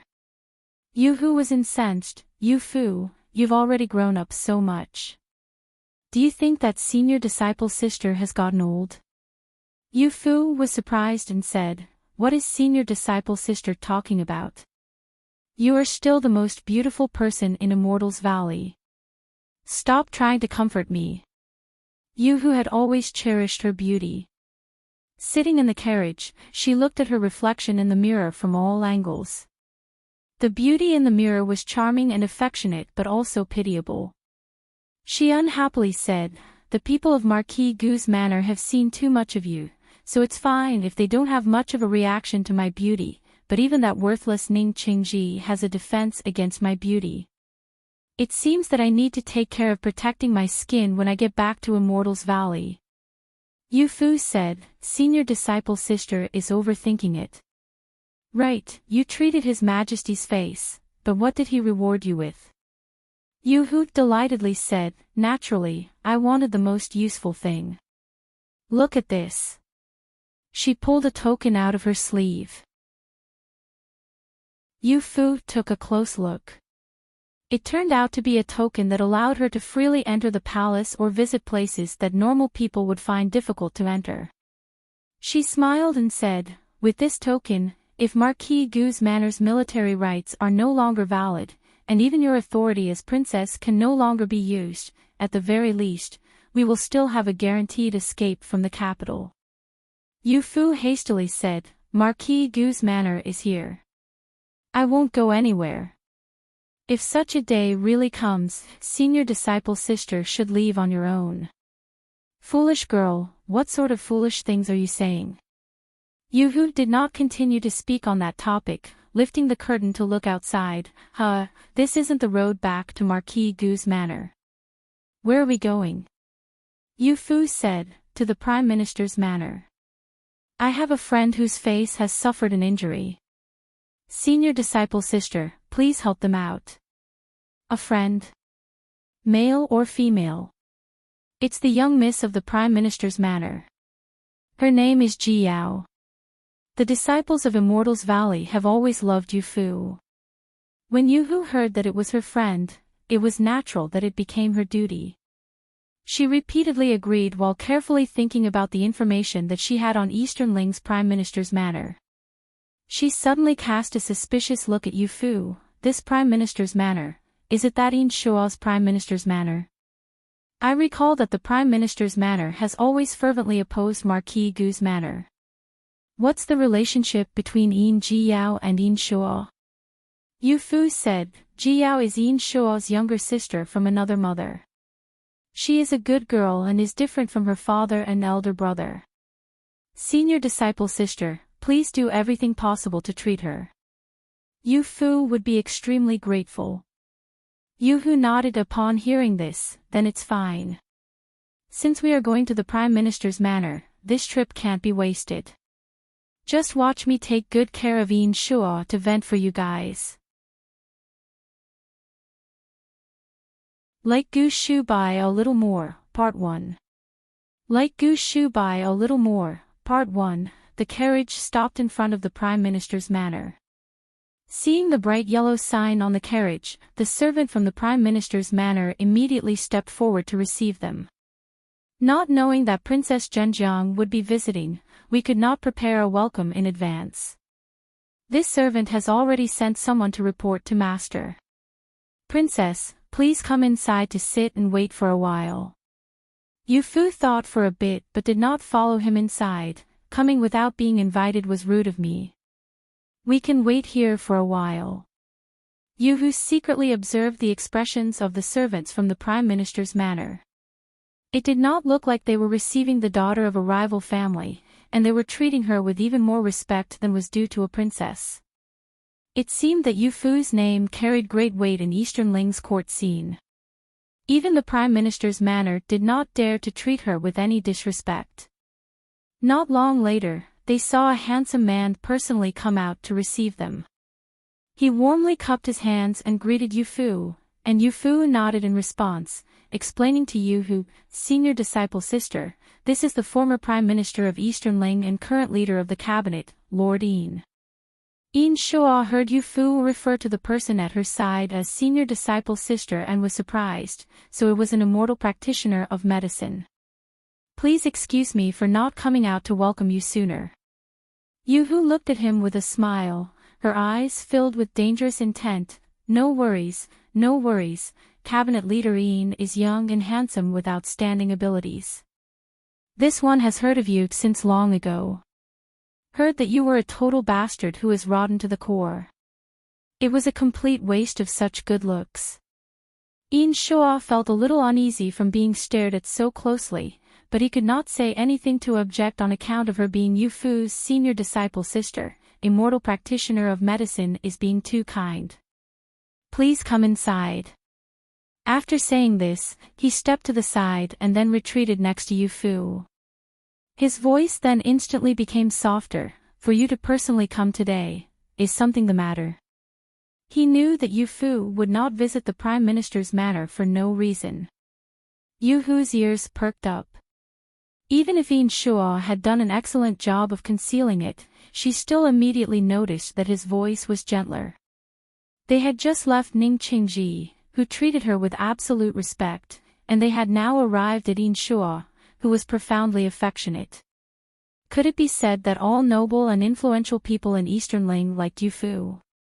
Yu Fu took a step back to create some space between her and Yin Shuo. I came today with senior disciple sister to see Ji Yao. Senior disciple sister is an immortal practitioner of medicine, and she is far better at treating facial injuries than I am. I was just thinking that if I could take this chance to have senior disciple sister treat her injuries, things might change. Yin Shuo's expression immediately became stoic once more. He initially thought that Yu Fu had come looking for him, but it turned out that he had overthought it. He would rather have Yu Fu come and accuse him of being responsible for the decree sending Gu Shubai to battle than for her to not even think of him. Princess Danyang heard that Yu Fu had come to the manor and immediately became nervous. Unable to control herself, she ran out to take a look and happened to see Yin Shuo's dejected expression. In her eyes, Yin Shuo had always been arrogant and domineering. He was either cold and distant or absolutely ruthless. She had thought that Yin Shuo would never express any interest in the feelings of love between men and women, but it turned out that he just never revealed this expression in front of her. In front of the person that he was interested in, he could get heartbroken and dejected. This person was none other than Yu Fu. Yin Shuo waved to the servants and ordered them to bring Yin Jiao out. When he raised his hand, he saw Princess Danyang standing there and immediately frowned with displeasure. He could not say anything too excessive in front of Yu Fu, thus he simply said, "You still haven't fully recovered. There's no need for you to take care of things here. Quickly go back and rest." Princess Danyang faced Yu Fu and Yu Hu. Both of them were dressed in clothes that were without embroideries but were still radiant and attractive. Their beauty made her feel like a wilting flower. She subconsciously took a step back, wanting to hide herself, but the moment that she turned around, her wrist was grabbed. "What illness do you have? Let me see." She turned back in shock. Yu Hu was holding her wrist and frowning. "Oh dear, this illness. Princess Danyang pulled her hand back as if she had been shocked. Worried that her condition would be exposed, she anxiously looked at Inshuo.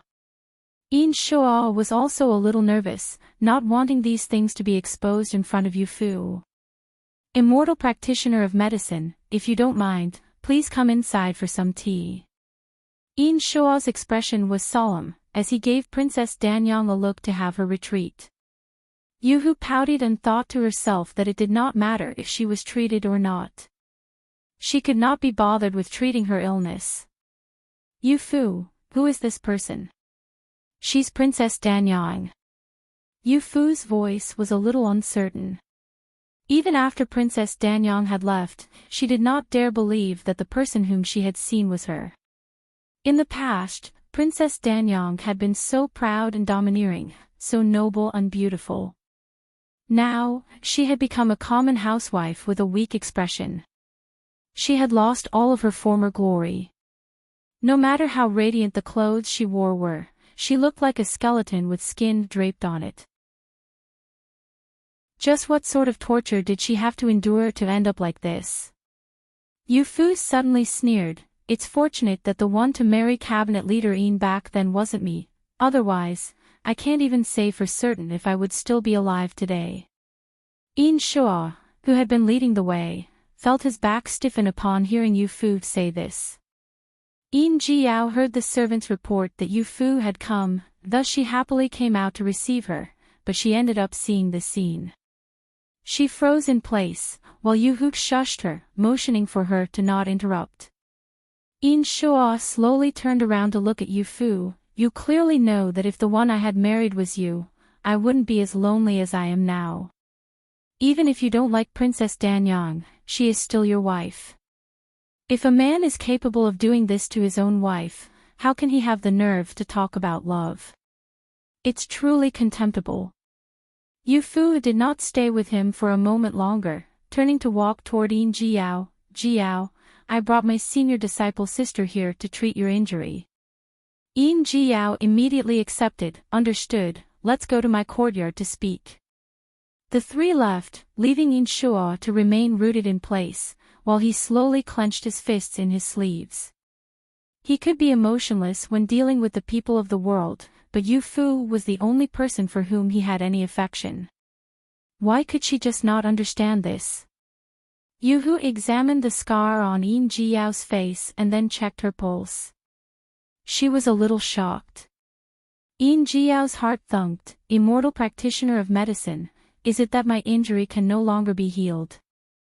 Yuhu said, No, I finally understand after seeing your scar why Master likes Yufu the most of all my fellow disciples.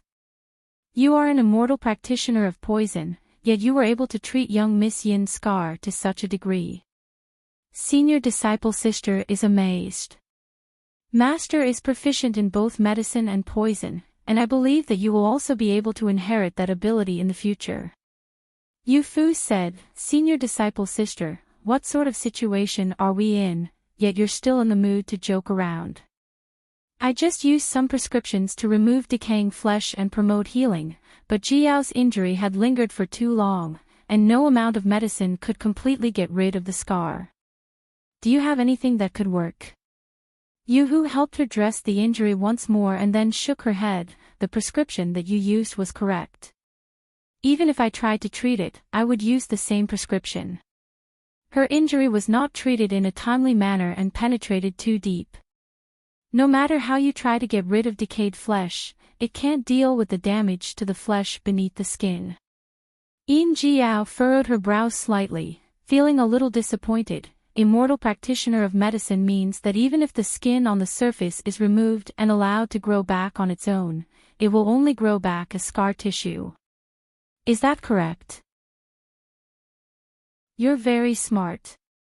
That's exactly what I mean. Yufu could not bear to let Yin Jiao feel disappointed and hastily said, Senior disciple sister, you must have a better method than I had, right? Stop keeping us guessing. In her memory, Yuhu had never been helpless when faced with an illness before. She was the head disciple of Immortals Valley and had followed Sun Qi for the longest. Her medical skills were exquisite.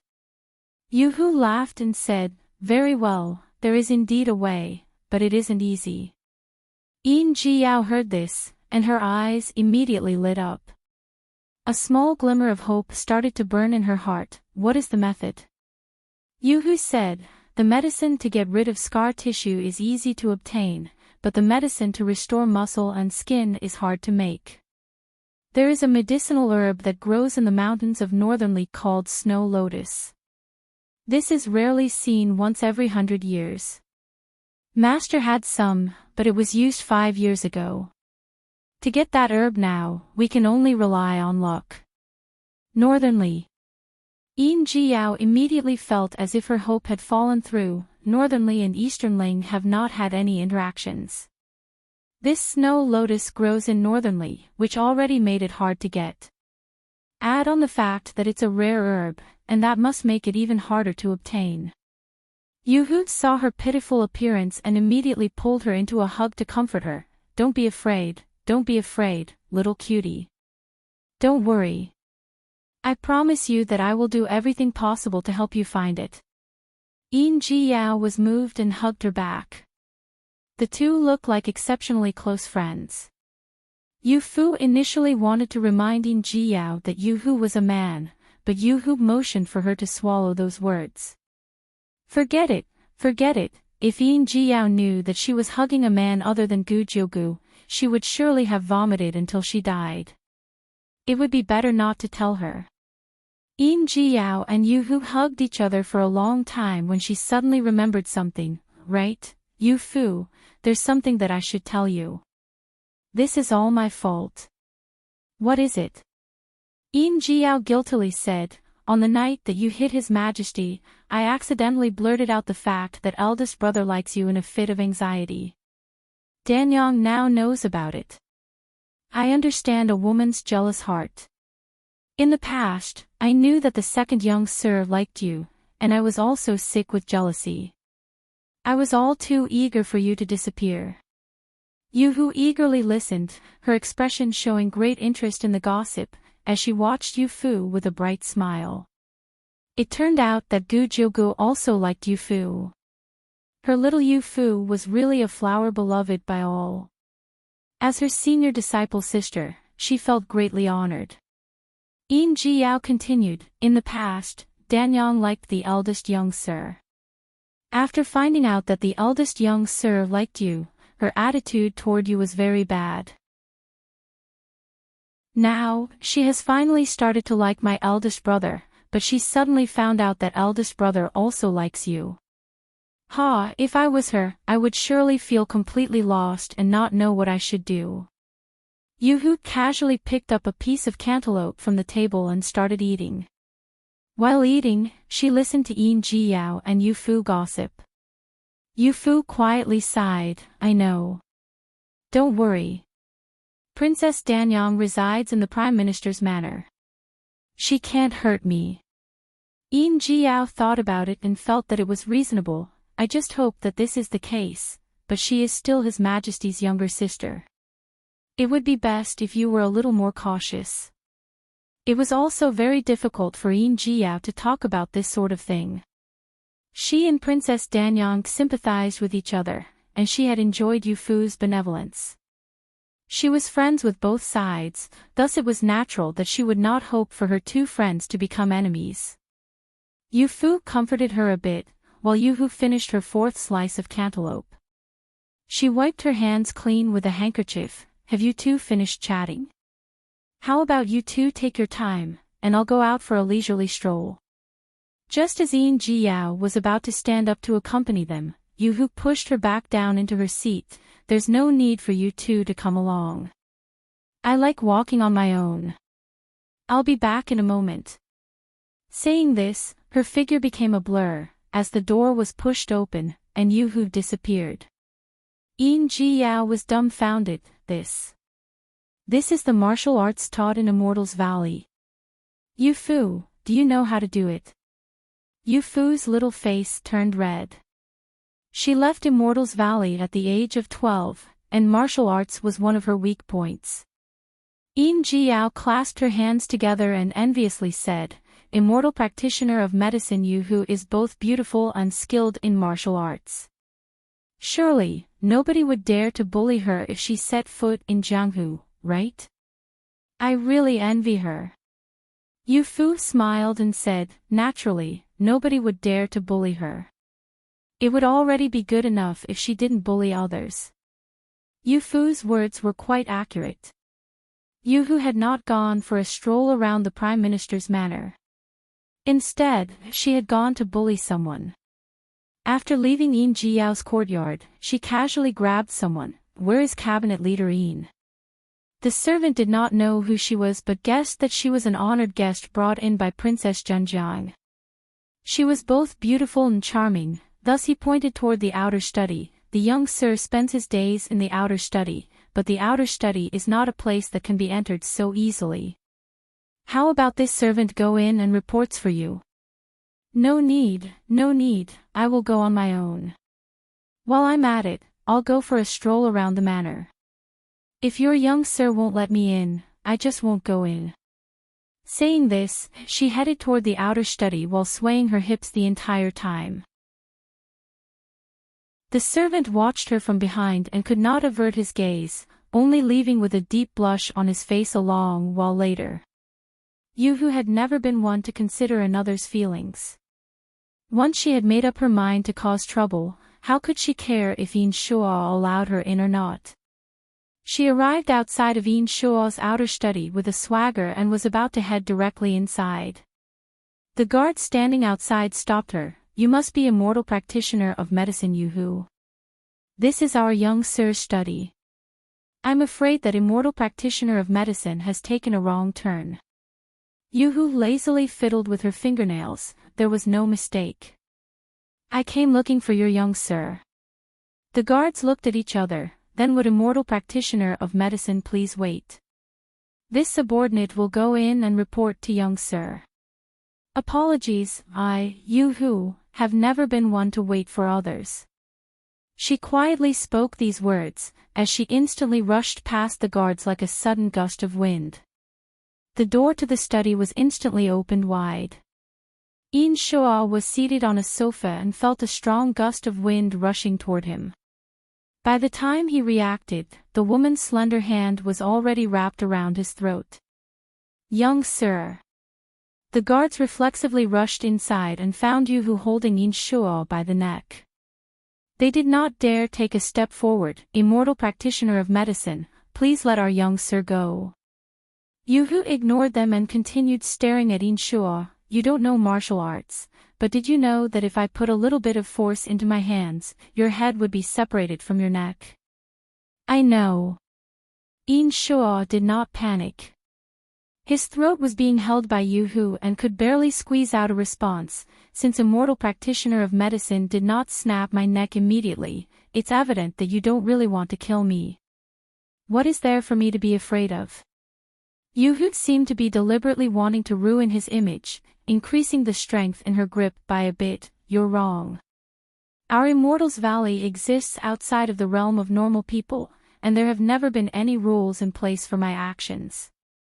I don't like killing people directly because that's no fun. I like toying with my prey the same way that a cat toys with a mouse, and I will leave you begging for the release of death. If you dare to bully Yu Fu, that would be declaring war on our Immortals Valley. From the edge of the world to the ends of the seas, I will come to claim your life." The guards were exceedingly nervous, but they did not know how they should negotiate with this eccentric immortal practitioner of medicine. One person hastily ran off to Yin Jiao's courtyard to look for Yu Fu. Yin Shuo's fair face slowly turned red until it gradually started to turn blue. His eyes bulged wide outside of his control. He refused to believe it. He refused to believe that Yu Hu would kill him on the spot. The people from Immortals Valley did not belong to the world of normal people, but Yu Fu came to Eastern Ling and became involved with Marquis Gu's manor. Could it be that Yu Hu did not mind what was happening between Yu Fu and Marquis Gu's manor? He did not believe it. Just as his mind was starting to become hazy, and just as he was about to run out of air, Yoo-hoo reduced the strength of her grip, allowing him to breathe momentarily. A contemptuous smile crept onto her beautiful face. "How is it? I told you that I would have you wishing for the release of death." In-shua immediately understood. She was an immortal practitioner of medicine who had studied under Sun Chi. It was natural that she would know how much strength was necessary to kill someone, and she knew when to ease her grip to increase his suffering while allowing him to continue living. The idea of living being worse than being dead truly did apply. In-shua's voice was hoarse. "Immortal practitioner of medicine's martial arts is unparalleled, and I am wondering if there is anyone in the Prime Minister's manor who could be your opposition. If you want to kill me, I have nothing to say, but I do have one thing I want to make clear. When have I ever bullied Yu-fu? He was all too eager to love Yu-fu, so how could he bring himself to bully her?" Yu-hu sneered. "Then when your little Emperor Ning wanted to make Yu-fu the Empress, why did you, the dignified leader of the cabinet, not speak up to dissuade him? Don't tell me that you are unable to persuade him. I know that little Emperor Ning listens to you the most." In-shua was shocked for a moment. "There are other reasons for that matter. I have my own difficulties. I can only tell you that regardless of the situation, would never allow another man to steal Yu-fu away. Including your emperor." Naturally. Yu-hu partially believed him and partially doubted him, slightly easing her grip. In-shua was able to breathe a little easier when the grip around his neck suddenly tightened once more. "Even if what you said was true, I can't forgive you. After all, when comparing you and Gu Shubai, I like Gu Shubai a little more."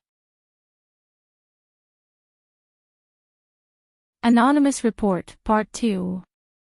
Anonymous Report, Part 2. Yu-fu finally left Yin Jiao's courtyard after being begged countless times by the guards and headed toward the outer study. Arriving at the courtyard, she saw Yin Yen hurriedly walk in and shout, "Let go of my son." She stood at the door and heard a commotion inside. Yu-hu turned and saw a frail old man walk into the room with the support of a cane. She slightly frowned. "This is the former Prime Minister Yin." Yin Yen instantly saw In-shua on the sofa with his face turning purple. He was being choked by Yu-hu, and it looked like he might not last much longer. Even if he had always been a stoic person, he was still quite frantic. That would be this old one. "Immortal practitioner of medicine, if you have something to say, please say it. Why use your hands?" In-shua's consciousness was hazy, his eyes partially opened. Seeing Yin Yen, he thought that he was mistaken. He was completely disappointed in his son, so why would he rush over to save his life? This had to be an illusion that he was seeing while on the verge of death. Yu-hu had heard a bit about Yin Yen, but he was different from the stern and shrewd image mentioned in the rumors. The Yin Yen in front of her was an ordinary old man whose only concern was his son's safety. None of his majesty or sternness could be seen. All that remained was his love of his family. Yu-hu temporarily released In-shua to give some face to the old man. "I respect former Prime Minister for having been an official. You were once a loyal official who loved his country, so how could you condone your son's collaboration with little Emperor Ning to harm another loyal subject, oppose the late emperor's will, and even try to steal another official's wife?" Yu-fu heard this from the door and silently nodded, thinking to herself that Yu-hu was usually a playful person, thus it was a really big deal for her to speak so reasonably. Yin Yen might be completely at a loss over what she was saying. Sure enough, Yin Yen fell silent for a moment before saying, "This family is unfortunate, and teaching the young is a father's duty. The puppy's faults are the result of the father's faults. If immortal practitioner of medicine is getting revenge for Marquis Gu's manor, please come at this old one instead." In-shua slowly woke up from his daze and heard the last part of what Yin Yen had said. He was stunned. Had he misheard? Yin Yen was actually willing to sacrifice himself to protect him. It turned out that he was still worried about his son. Yu-hu felt the goosebumps on her arm. She had a long-lasting problem. The one thing that she could not bear was seeing others act affectionately, thus seeing Yin Yan's actions, she could no longer bring herself to continue. Despite clearly knowing that father and son were the same, as they had both caused harm to Marquis Gu's manor, she still could not continue. Turning around, she saw Yu Fu standing at the door. She gave Yu Fu a look, and the latter knowingly walked in. "Senior disciple sister, it's getting late. Let's go back to the manor." Yu Fu gave her a way out, and Yu Hu accepted it. She viciously glared at Yin Shuo. "On account of the old man, I will spare your life. If you dare to bully Yu Fu or frame Marquis Gu's manor again, I will definitely come and take your life." After saying this, she dragged Yu Fu out. "Say, with me threatening him like this, do you think that he will change?" On the carriage ride back, Yu Hu thought back to the scene from earlier and felt that it had been insufficient. How about I find a chance to choke him again to make him a little more frightened? Yu Fu quickly said, "Enough, enough, you nearly choked him to death today. That should be enough of a threat. I'm just afraid that Yin Shuo is not the type of person to have a change of heart after being threatened. It's possible that rather than changing for the better, he will just improve the protection around him to keep senior disciple sister from causing him more trouble." "What?" Yu Hu refused to relent. "If I had known that sooner, would have just killed that bastard to completely resolve the issue." Yu Fu thought for a bit and then said, "But senior disciple sister threatening him was good. It will keep him from thinking that Marquis Gu's manor only acts honestly and won't act against him directly." Yu Hu, the people of Marquis Gu's manor were all honest people, while she was the only one who would use these sorts of methods. After she and Yu Fu left, Yin Shuo lay on the sofa with his eyes closed.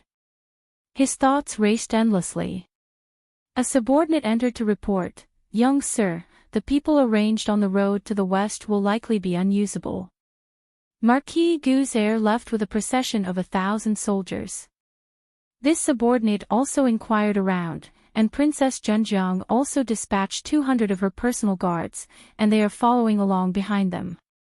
Based on our numbers, I fear that they won't present much of an obstacle. Oh, Marquis Gu is willing to take a risk and mobilize his troops for the sake of protecting Gu Shubai. Yu Fu also provided him with some of her own people. That Gu Shubai is naturally lucky with so many people wanting to protect him. The subordinate could hear the resentment in his words, thus said, "When Master heard that the immortal practitioner of medicine wanted to kill young Sir, he immediately rushed here to protect young Sir. Young Sir is also loved. Master still cares about you." Yin Shuo did not say anything else.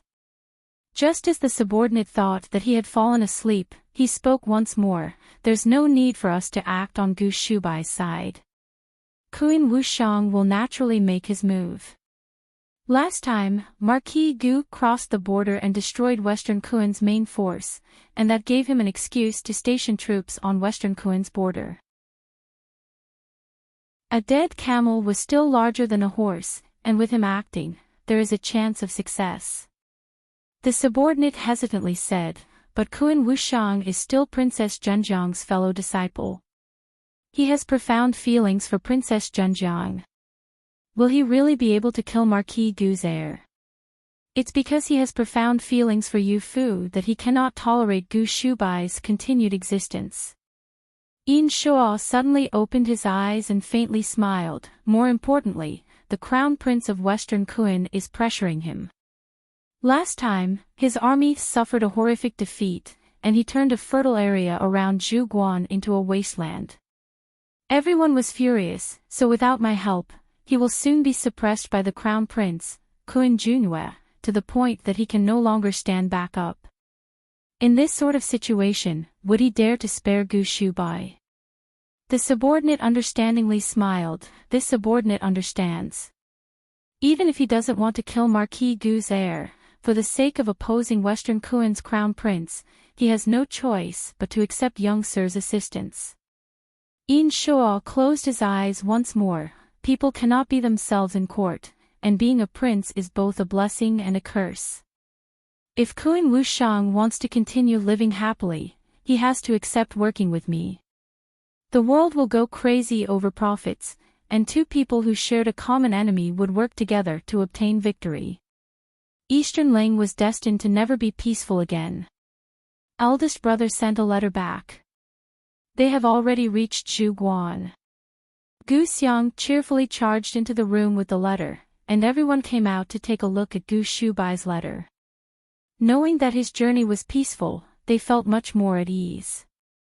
Gu Huaijiang quickly skimmed through the letter and slightly furrowed his brow upon seeing something. Yu Fu hastily said, "Head General, is something wrong?" "There isn't anything." Gu Huaijiang paused for a moment. Shubai's letter said that Western Kun has border guards. It must be a result of us crossing the border last time. Emperor Kun has become vigilant, thus he sent border guards to the region. Gu Yi craned his neck and looked through the letter. All of the guards added together, there are fewer than 100,000 soldiers. They have the nerve to call this a border guard. Our Gu family's army on the border numbers no fewer than 300,000 troops. Why is father worried? I'm not worried about the border guards. It's just that the general leading the guards seems very familiar. You all recognize him. Gu Huaijiang said this and handed the letter to Yu Fu. Yu Fu carefully read through it. It was none other than Kun Wushang. Thinking of the methods employed by Kun Wushang the last time the two countries fought, Yu Fu could not help but frown. Head General is worried that Kun Wushang will repeat what he did last time. Kun Wushang. Gu Jiugu received the letter and wondered. As a prince, he now leads the border guards. This is banishment. It seems that the crown prince, Kun Junyue, has regained power in Western Kun's court. Gu Xiang was confused and said, "Second brother, didn't Kun Wushang also lead the battle during last year's fighting? How do you know that this was banishment? Times of war are different from times outside of war. The situation is completely different." Gu Hanmo continued on, saying, "During times of war, Kun Wushang led Western Kun's grand army, which meant that he had power and influence. Leading the border guards when they are not at war means that he has lost power and influence. If I don't believe it, just think it over carefully. When has father ever gone to the border when there wasn't a war?" Gu Xiang became pensive, so it was like that. Indeed, every time that news of a war breaking out reached us, father and elder brothers would rush to the border. The ones stationed at the border are generals of lower ranks. Gu Huaijiang nodded. It seems that this is a result of Western Kun's massive defeat during last year's battle. Aside from the Lu siblings, who led the battle at the start, Kun Wushang, as the substitute general, also became implicated because of his status as a prince. Gu Wenqing quietly thought to himself that this was not good. Why did it have to be him?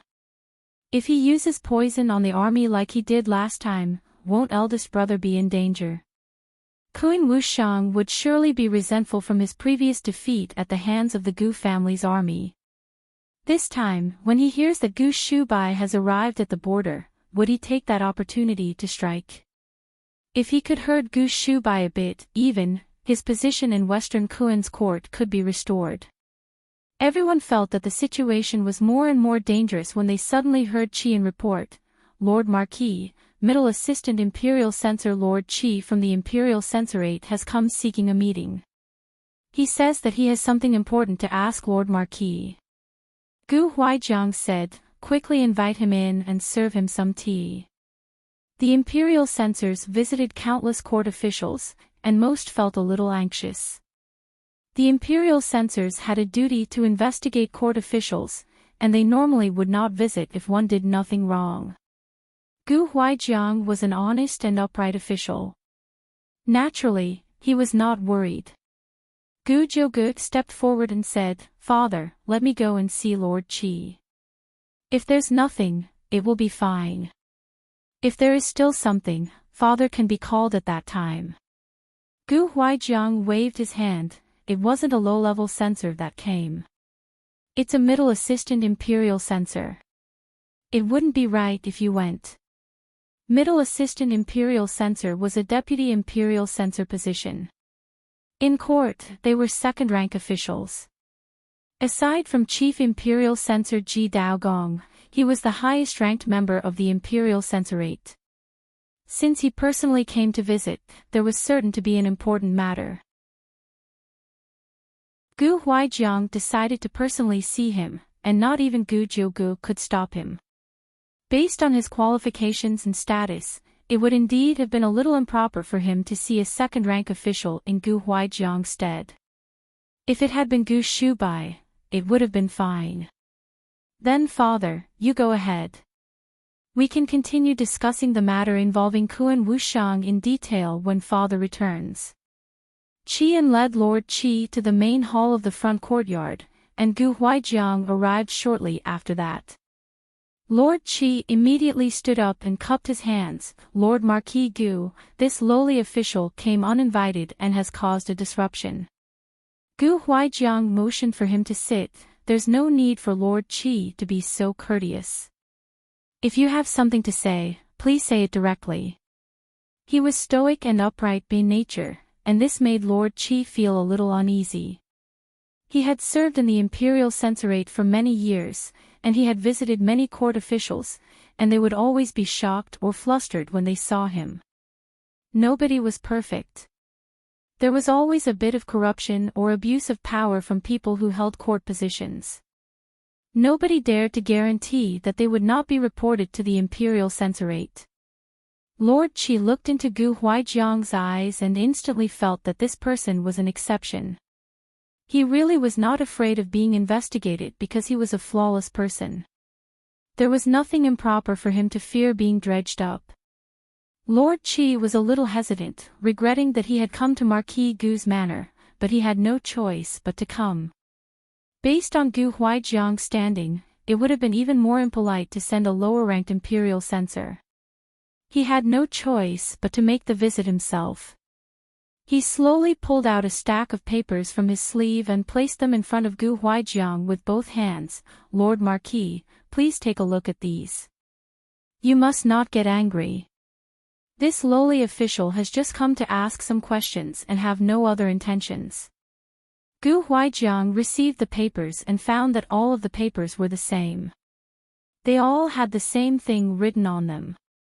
These 5 papers were reports.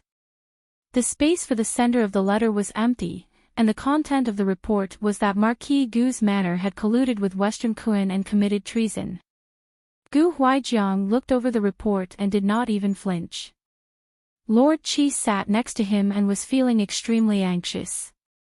He did not even know what to do with his hands. He was an imperial censor, yet he was even more nervous than the person being investigated. This was truly a first. Gu Huaijiang calmly finished reading the report and then handed the report back to Lord Qi. None of the report is true. The report says that the multicolored gem comes from Western Kuan's jade mine, but that is not accurate. The mine lies in Zhu Mountain on the border between Western Kuan and Eastern Ling. Zhu Mountain has a gentle slope on Western Kuan's side and a steep cliff on Eastern Ling's side. Normally speaking, Zhu Mountain is very hard for Eastern Ling's citizens to climb. For the sake of making it easier for our Gu family's army to scout the enemy, we often have soldiers make the dangerous ascent up the mountain. This marquis once personally climbed the mountain to observe the enemy situation and nearly succumbed to an ambush by Western Kuan. Lord Qi's ears perked up, eagerly etching every word that Gu Huaijiang said into his mind. Gu Huaijiang continued, that's why those 2 multicolored gems do not prove that this marquis colluded with Western Kuan. The multicolored gem is indeed rare, so it was quite surprising to this marquis that we found 2 so quickly back to back. If it said that Western Kuan wanted to give this marquis a gift to win this marquis over, they might not have had the good fortune to find 2 gems. Lord Qi hastily nodded. Lord Marquis is right. This lowly official came to ask some questions and hope that Lord Marquis will not take offense.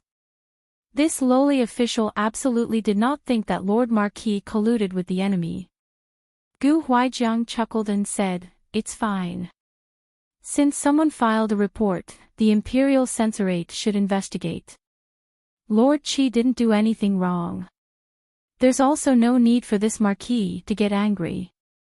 As for the second piece of evidence mentioned by the report saying that this Marquis crossed the border with Western Kun to collude with Western Kun, this is even more absurd.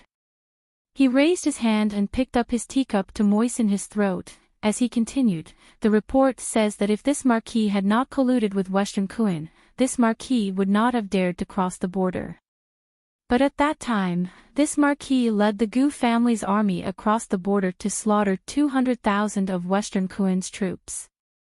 Lord Qi should know that Western Kun has a vast territory but is sparsely populated. Its military force was already lacking, and it could only establish a fighting force through its local customs. If this Marquis had colluded with Western Kun, how could Emperor Ning be willing to relinquish half of their fighting force to accumulate accomplishments for the Gu family's army? As a civil official, Lord Qi did not have a great understanding of military affairs. Fortunately, Gu Huaijiang made it very easy to understand. Gu Huaijiang continued, "This Marquis does not intend to brag in front of Lord Qi, but this Marquis has guarded the border for multiple decades and have never lost a battle. Could it be that this Marquis has been colluding with Western Kun since the age of 20? Could it be that Western Kun bought this Marquis with the goal of improving this Marquis' image as a god of war without any intention of expanding their own country? As for the third piece, Lord Marquis, there's no need to continue." Lord Qi immediately raised his hand to stop him, standing up and bowing to Gu Huaijiang. This lowly official initially just came to question Lord Marquis as a formality. This lowly official has served the Imperial Censorate for many decades and can immediately tell if a court official is hiding something. When this lowly official first saw Lord Marquis, this lowly official knew that Lord Marquis has a level mind and could not have possibly done something like collude with Western Kun. Over the years, if not for the Gu family's army guarding the border with Western Kun might have already trampled Eastern Ling underfoot. He bowed toward Gu Huaijiang once more. "Lord Marquis has kindly explained to this lowly official, but this lowly official can no longer bear to continue listening. There should never have been a need for Lord Marquis to explain, but the one to submit this anonymous report against Lord Marquis is truly a villain. Framing an honest person, how could this lowly official work in accordance with their wishes?" The usually mild-mannered civil official suddenly became infuriated and threw the stack of papers to the ground. He then angrily stomped on them a few times. Gu Huaijiang cupped his hands toward him. "This Marquis thanks Lord Qi for your trust and praise, but for the sake of silencing everyone, would Lord Qi please carry out the investigation as normal? There's no need to hold back." Lord Qi had wanted to refuse, believing that there was no need to continue investigating someone like Gu Huaijiang. Carefully thinking about it, he suddenly understood Gu Huaijiang's intentions. The fact that the Imperial Censorate had received a report could not be completely hidden. Rather than one person believing Gu Huaijiang and not carrying out an investigation, it would be better to carry out a thorough investigation and provide Gu Huaijiang with justice. Either way, he was an honest and upright person. He was not afraid of being investigated. If he was investigated, it would prove his innocence. Lord Qi earnestly saluted. "Yes, this matter will be handled as Lord Marquis requested. This lowly official will not allow anyone to ruin Lord Marquis' name and will definitely find the identity of the petty anonymous reporter." Ji Xianxian's suspicions. Ji Xianxian's suspicions starting from what seemed to be an insignificant report by an anonymous person, the investigation revealed more and more astonishing clues. Lord Qi was exceptionally busy and feeling overwhelmed by the number of clues that he could not determine the veracity of. He had no choice but to ask Ji Daogong's eldest son, Ji Xianxian, for assistance. The two worked together to take care of the clues involving Gu Huaijiang. Lord Ji, there are so many clues against Lord Marquis Gu that it's truly hard to believe. This official cannot believe that Lord Marquis Gu would collude with Western Kun and betray our country. The more Lord Qi sorted through clues, the more frustrated he became. As a result, he decided to just take a seat and pour himself a cup of tea to take a break. Ji Xianxian continued to read through the reports, looking through each page very carefully. Hearing his question, he looked up at Lord Qi. Why is Lord Qi so certain? My father once said that there are some people whose innocence cannot be seen through their eyes. Only by carefully examining the evidence can we avoid being deceived. Lord Qi heard him mention Ji Daogong and immediately sat up straight. Old Lord Qi is indeed correct. But, he paused for a moment and looked suspiciously at Ji Xianxian. Could it be that Lord Ji believes that it's possible that Lord Marquis Gu did indeed collude with the enemy, or did old Lord Ji say something to you? Ji Xianxian put down the report and moved his body around a bit, sitting down next to Lord Qi. Lord Qi, please don't misunderstand. My father has not asked about the situation in court since getting sick. Naturally, he did not say anything to me. As for me, I also have faith in Marquis Gu's character as Lord Qi does. Lord Qi looked at him with something on his mind. It seemed that he had some suspicions about him saying that Ji Daogong had not asked about what was happening in court. After a long pause, he asked, since Lord Ji also trusts Lord Marquis Gu's character, what are we going through all of these messy reports for?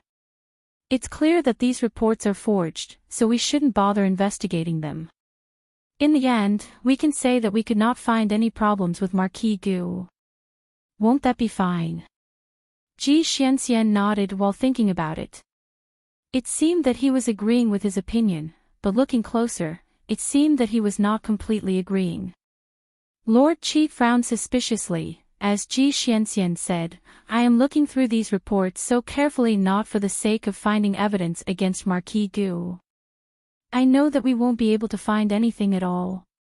I was thinking of looking for some clues on who submitted this forged evidence and the one who submitted the anonymous report. Up to this moment, we still don't know the truth. He glanced at Lord Qi. Does Lord Qi not know who is framing Marquis Gu? Not only are they framing Marquis Gu, but they are also treating our imperial censorate as worthless fools. How can we tolerate that? Lord Qi slowly nodded. This official also feels this way, but no matter how I investigate this report, I couldn't find a single clue. The ones acting behind the scenes are truly too much, acting without letting a single clue leak through. They are truly too thorough. Ji Xianxian smiled and did not refute this. Lord Qi felt that his smile was a little strange. It looked as if he was hesitating to say something, thus he said, Lord Ji, is there something that you wish to say but cannot say to me? You and I are of a similar age, and I have worked with old Lord Ji for 7 or 8 years, thus we know each other quite well. Could it be that you still don't trust my character? Ji Xianxian hastily said, No, Lord Qi has misunderstood. There is something that I don't know how to talk about, and I am afraid that saying it will cause you trouble.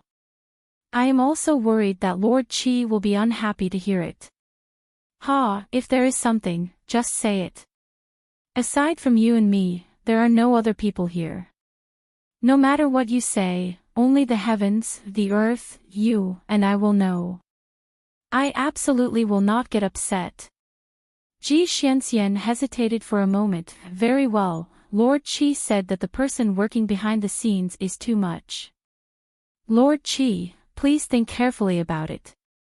From the time under the late emperor to now, how many powerful ministers have our imperial censorate not investigated? Lord Qi thought for a bit. That's right, isn't the former prime minister one of them? Who else could possibly be as powerful as the former prime minister? Ji Xianxian smiled. Unless there are spies in the Imperial Censorate who are spying on us and deliberately trying to muddy the waters to keep us confused, the other possibility is that this person's influence is greater than the former Prime Minister's. It's so great that we subjects have no way of doing anything. Lord Qi immediately leaped up from his seat, a look of shock on his face. Pointing at Ji Xianxian, he was unable to speak for a long time. You are alluding to. You. Before he could finish speaking, he suddenly heard the sound of footsteps coming from outside, as a group of palace servants entered with a decree. In accordance with His Majesty's decree, Middle Assistant Imperial Censor Lord Qi is to visit the Imperial study for an audience. Lord Qi subconsciously glanced at Ji Xianxian. He finally understood that what Ji Xianxian had alluded to was most likely true. This subject greets your Majesty. Oh, my dear official Qi has come. Please sit. Let's sit and speak. Ning Qingji lay on a bed in the inner room. Seeing Lord Qi arrive, he got up and got out of bed. He then politely invited Lord Qi to sit down for a chat. Lord Qi knew that he was not a ruler who treated his court officials with respect. His politeness today made him feel more certain about Ji Xianxian's suspicions. He could not stop the sweat from beating up on his brow. Bowing, he cupped his hands, replying to Your Majesty, this subject will answer while standing. If Your Majesty has any orders for this subject will do everything possible to fulfill them. After saying this, he subconsciously looked up and found that the bruises on Ning Qingji's face had gotten much better. Only his cheeks remained slightly swollen and had not fully recovered. Ning Qingji saw that he was being humble and did not continue to insist. He seemed to be in an extremely good mood. Who knew if he was pleased because his facial injuries had almost completely healed, or if he was pleased with the excuse that he had used to summon Lord Qi. We heard that the Imperial Censorate received a major case. Dear official Qi, why have you not come to report to us? Lord Qi hastily said, this subject was uneasy. This subject does not know which major case Your Majesty is speaking about. Your Majesty, please be more specific. You're playing dumb with us. Ning Qingji stood up from the bed and causally picked up a brush from the desk. Walking over to the window, he teased the bird inside a golden cage. Aside from the case involving Marquis Gu, is there another official that could be considered as being part of a major case? Large beads of sweat started to roll down his face. It was as if Lord Qi's brow had been licked by flames, but his heart seemed to have been dunked in a tub of frigid water. He could almost guarantee Ji Xianxian's suspicions that His Majesty was the one framing Gu Huaijiang. This seemed to be the truth. The bird inside the cage flew back and forth from the brush, but the golden cage was only so large. It could not escape and reluctantly let out a few plaintive chirps. Ning Qingji laughed. This damn bird only starts chirping after we tease it for a long time. If not for its singing sounding so nice, we would have lost interest in teasing it long ago. Lord Qi raised his head and cast a look of pity toward the bird in the cage. He thought to himself that Ning Qingji could not even tell the difference between a bird singing and crying. How stupid. After pausing for a moment, his voice became much calmer than before, replying to Your Majesty, the matter involving Lord Marquis shows signs of someone acting maliciously to frame him, and the report was false. That's why this subject did not report to Your Majesty. This subject is currently preparing to investigate the person responsible for submitting the false reports. If the person responsible for framing a loyal court official is another court official, it will definitely cause harm to Your Majesty's country. This subject asks Your Majesty to decree for the Imperial Court of Justice to investigate. Bang! The brush was forcefully thrown to the ground, interrupting Lord Qi's statement. Eunuch Qi stood to the side and inhaled sharply in shock. He subconsciously stepped forward to pick it up but found that the delicate hairs on the brush had become a mess. A brush worth hundreds of taels of gold had been ruined. He quietly thought to himself that it was a pity. Holding the brush, he raised his head and found that Ning Qingji's face was turning blue. Impudence, do you know your crime? Thump, thump, the dull sounds came back to back, as Lord Qi and Eunuch Qi dropped to their knees in fear at the same time. Ning Qingji glanced at Eunuch Qi with displeasure, and the latter understood that he was not the one being yelled at, thus he hastily stood back up. Lord Qi knew that he was the one being yelled at. He also understood that this was frustration and embarrassment that was turning into anger, thus he straightened his back. This subject is muddled. May this subject ask your majesty what this subject is guilty of?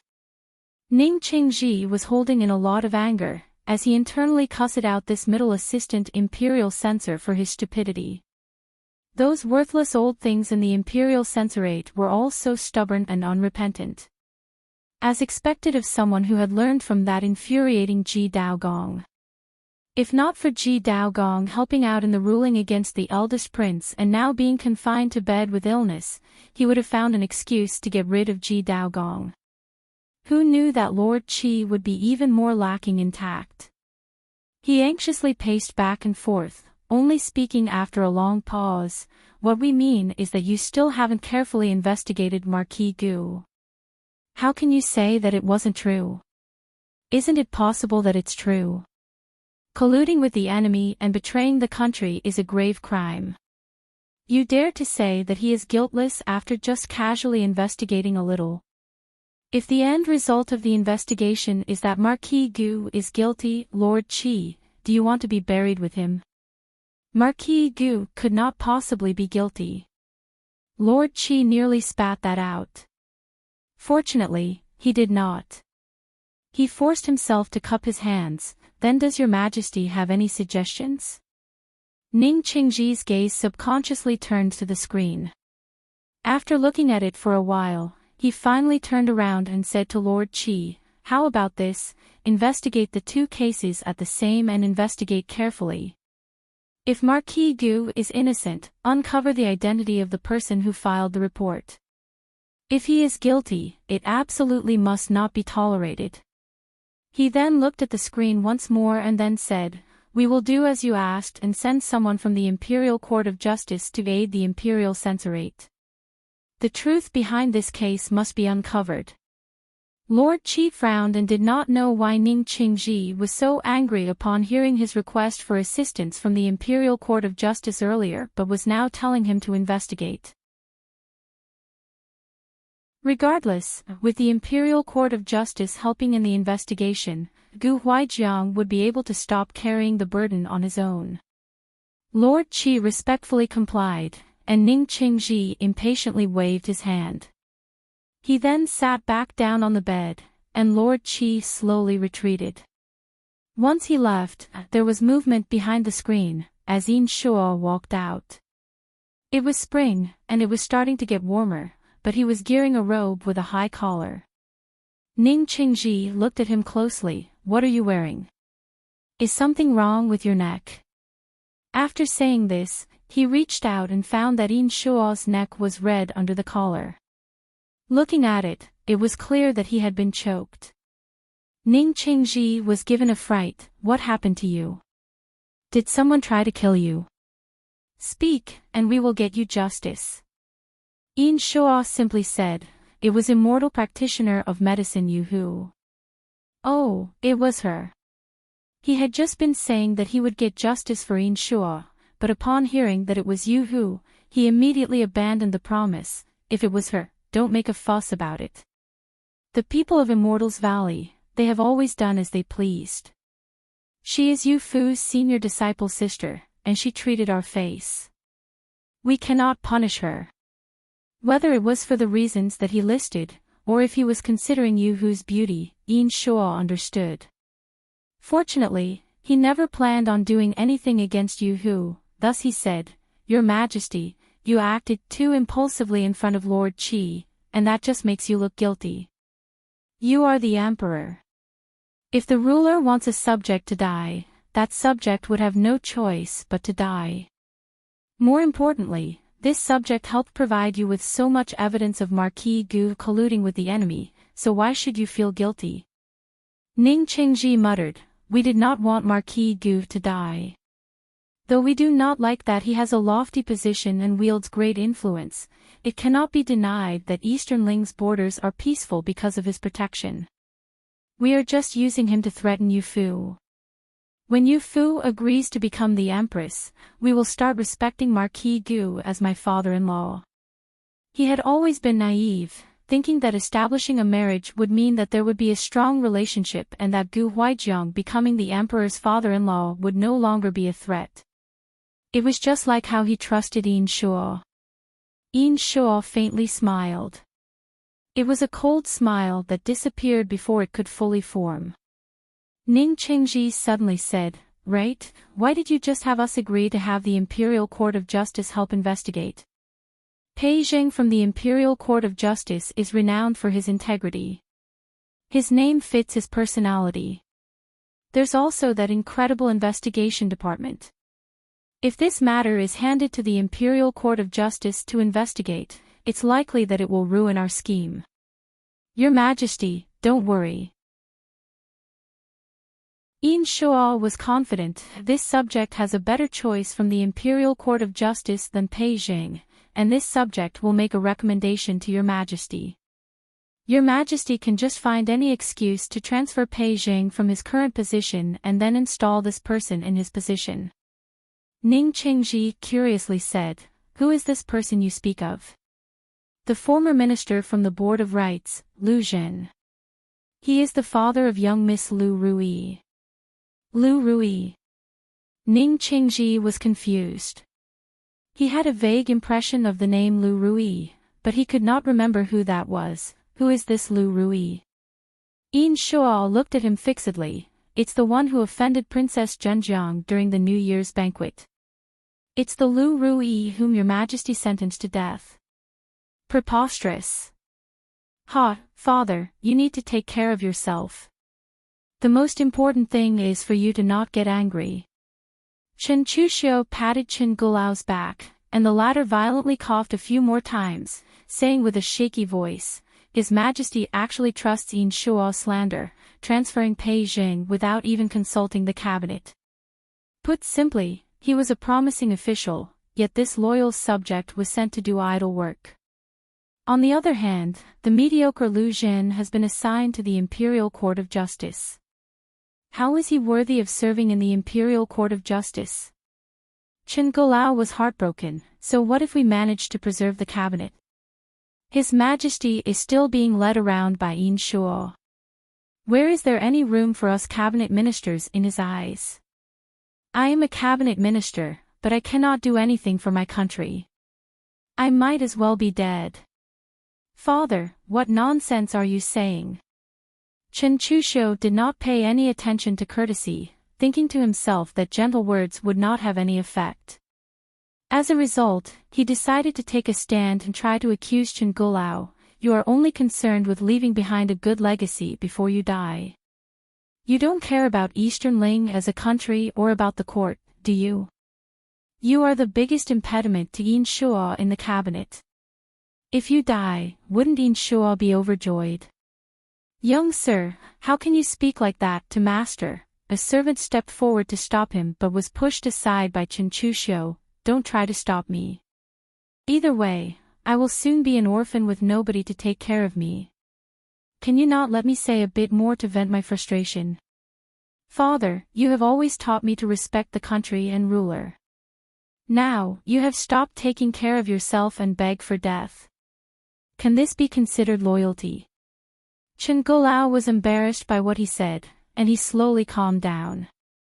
He no longer continued to ask for death.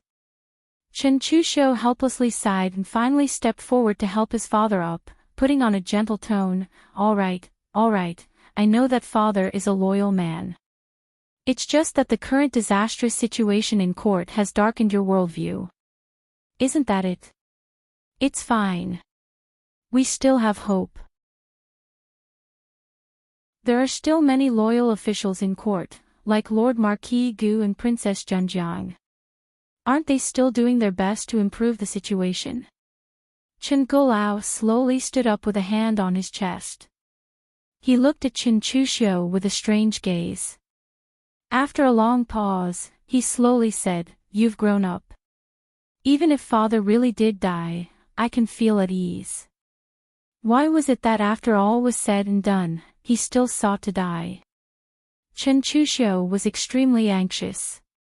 Fortunately, Chen Gulao quickly followed this up, saying, "Don't worry. Father understands. Although father is weak, I cannot just let this young ruler do as he pleases without doing something. His Majesty might not be old enough and is easily misled by traitors. If I don't provide assistance, could it be that I should allow that villain Inshuo to provide assistance? Until I see that villain lose power and His Majesty repent, this old bag of bones will never fall apart." Chen Chuxiu let out a sigh of relief. It's good if you can think like this. Who cares if you're old or not? Look at how old Lord Ji is, yet he is still standing in court. Just as he said this, a servant entered to report, "Young sir, a girl has come to see you. She says that she is your friend." "My friend? What is she like?"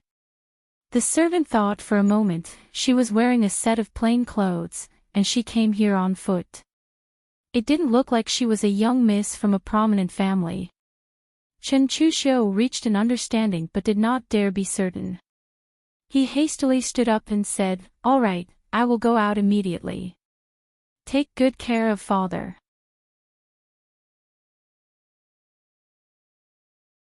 Young General Died in Battle, Part 2. Young General died in battle, Part 2. He urgently walked to the main gate and quickly saw a girl wearing a set of spring clothes with a white gauze veil covering her face quietly waiting at the gate. Chen Chuxiu happily said, "Miss Yao Yu, why have you come?" The girl seemed to have something on her mind and was pulled back to the present by his voice. She gently stepped forward and bowed and then removed her veil. "I would not come and visit if I did not have a request to make. I had no choice but to come and look for young Sir Chin. With my status, it is difficult for me to visit a prominent family's residence, thus I wore a veil.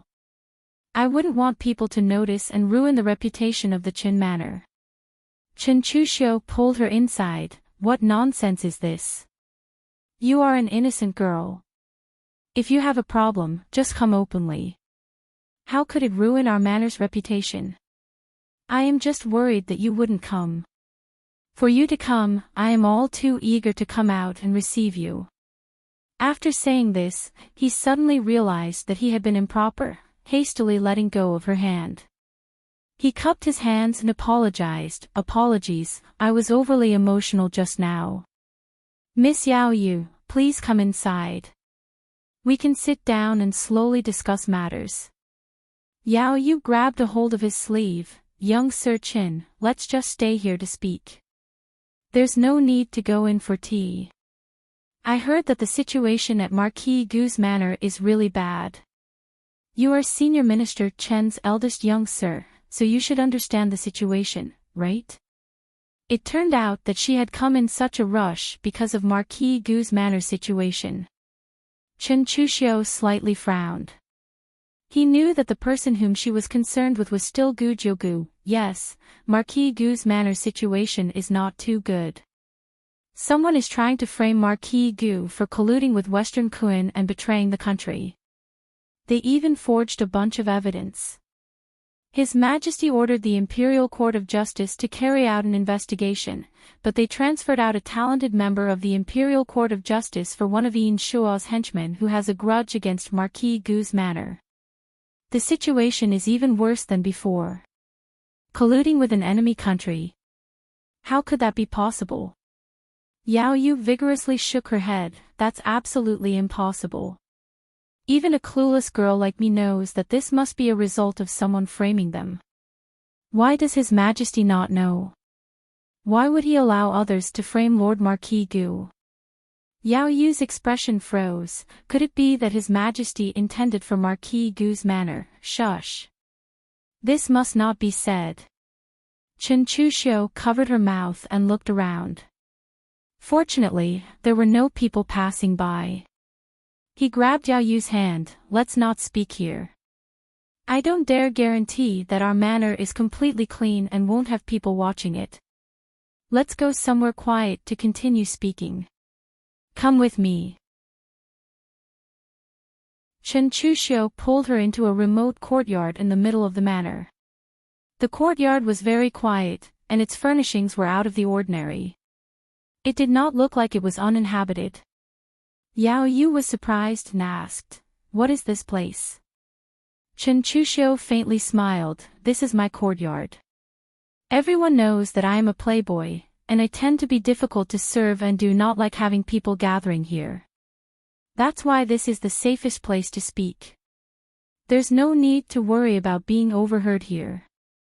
Yao Yu said, "I know that young Sir Chen is not a playboy. Just like the time that you bullied young Miss Yin, you were actually trying to vent for me. You are a chivalrous and upright person." Chen Chuxiu heard this and was happier than he had ever been before, and he hastily said, "Am I as good as you are making me sound? Then why don't you like me?" Yao Yu was stunned, as he tightly held her hands. "It's not like you don't understand my feelings for you. If you really think so highly of me, how about you marry me?" Yao Yu subconsciously blushed and lowered her head, only raising her head after a long pause. "You said marry me and not take me in?" "Yes, as long as you agree, I will marry you and take you as my wife. I will also never take a concubine." Chen Chuxiu spoke so earnestly that Yao Yu could not help but feel shocked. She initially thought that based on Chen Chuxiu's status, no matter how much he liked her, he would only take her in as a concubine. He could not possibly marry her and make her his wife. When he said this, she would be able to reject him directly. She did not think that he would actually think so highly of her. Not only did he want to make her his wife, but he also promised that he would not take a concubine. "Young Sir Chen, let's not talk about such trivial matters and talk about important matters, all right?" For a while, she did not know how to respond, as she was single-mindedly worried about Marquis Gu's manor situation. All of her worries were focused on Gu Jiugu. Chen Chuxiu was a little dejected, letting go of her hands. "In your heart, only second young Sir Gu is important, but what of my feelings? Compared to his safety, I am naturally just a trivial matter." Yao Yu hastily said, "No, it's not like that. I came today to ask young Sir Chen for help.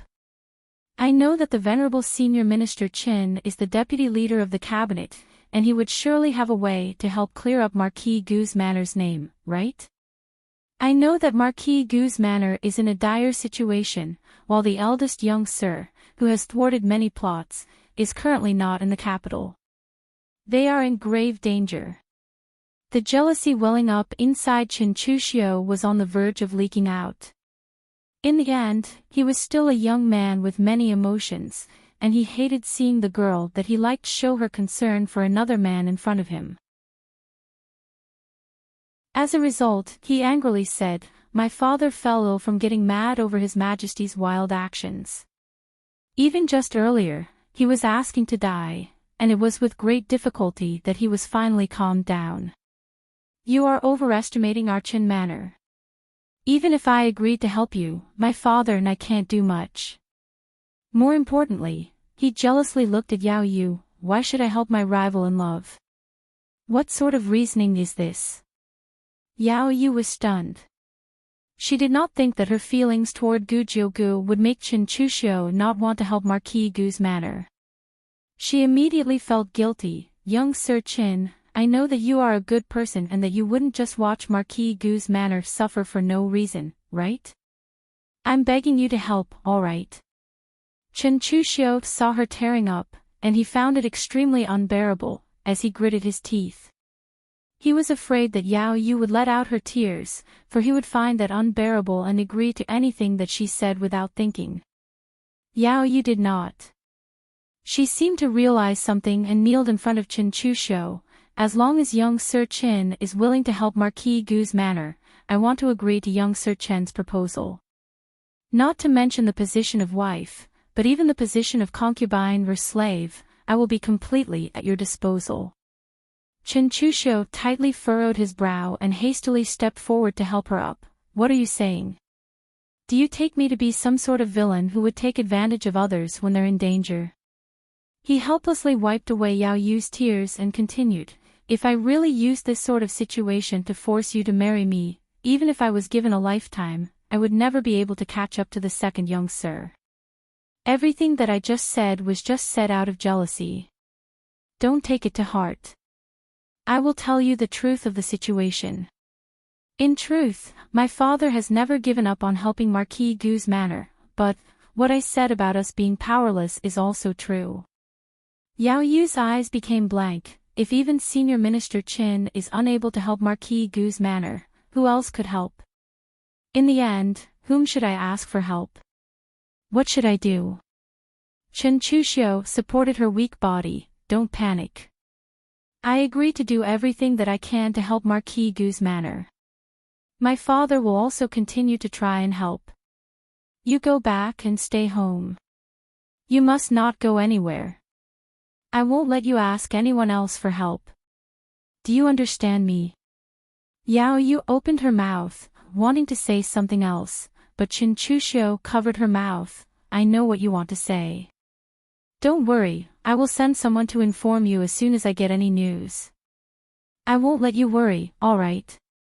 Only now did Yao Yu burst out laughing, as she nodded vigorously.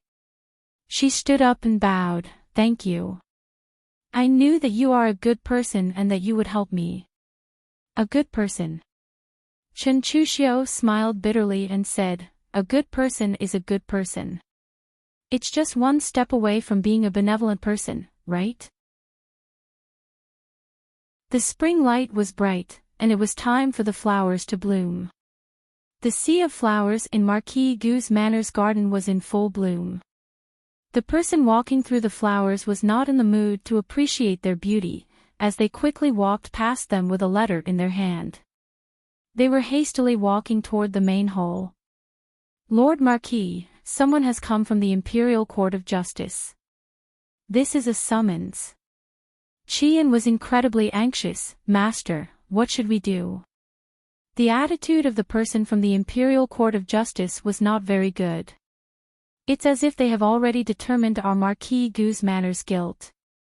The Imperial Court of Justice brought in Lu Jin to oversee this case. How could their attitude possibly be good? Gu Jiugu and the others had also rushed over with solemn expressions on their faces. Father, you absolutely must not go. Who knows if Lu Jin will try to carry out a personal grudge through the public office. Yu Fu slightly furrowed her brow. Thinking back to Lu Rui, who had been executed during the New Year's Eve banquet. She was a chip that Ning Qingji had used to blackmail her. Because she refused to relent, Lu Rui was executed. She said, Yin Shuo pushed Lu Zhen into the Imperial Court of Justice for the sake of having him use the public office to get revenge for a personal grudge. Lu Zhen's grudge cannot be counted against Marquis Gu's manor and can only be placed on me.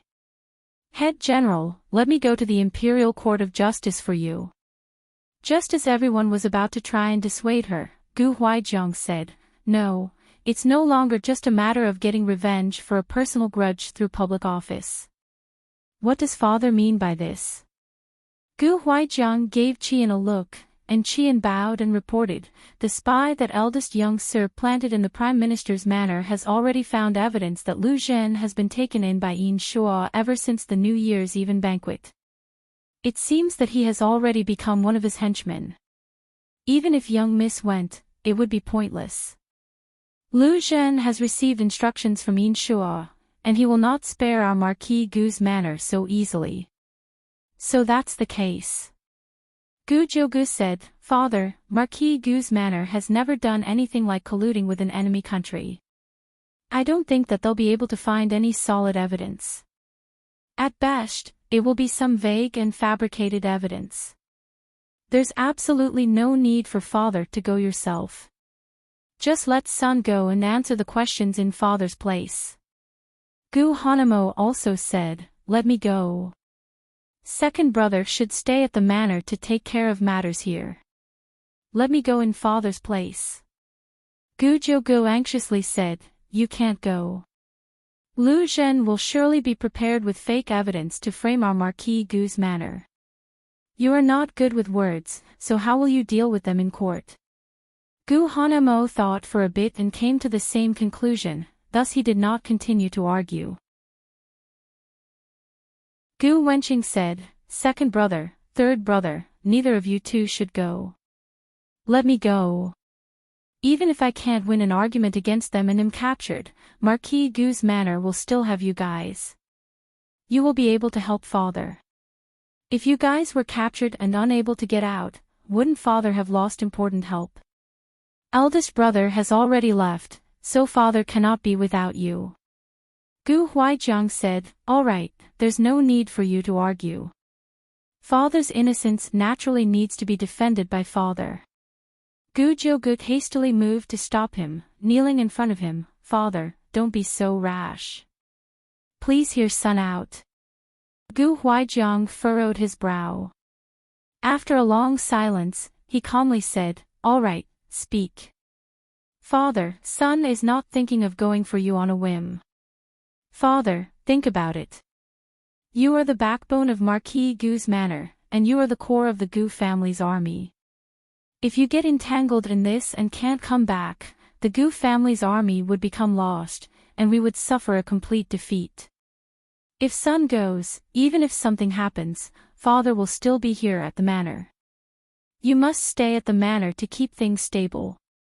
Only like that can our manor and our army be protected. This is the best choice.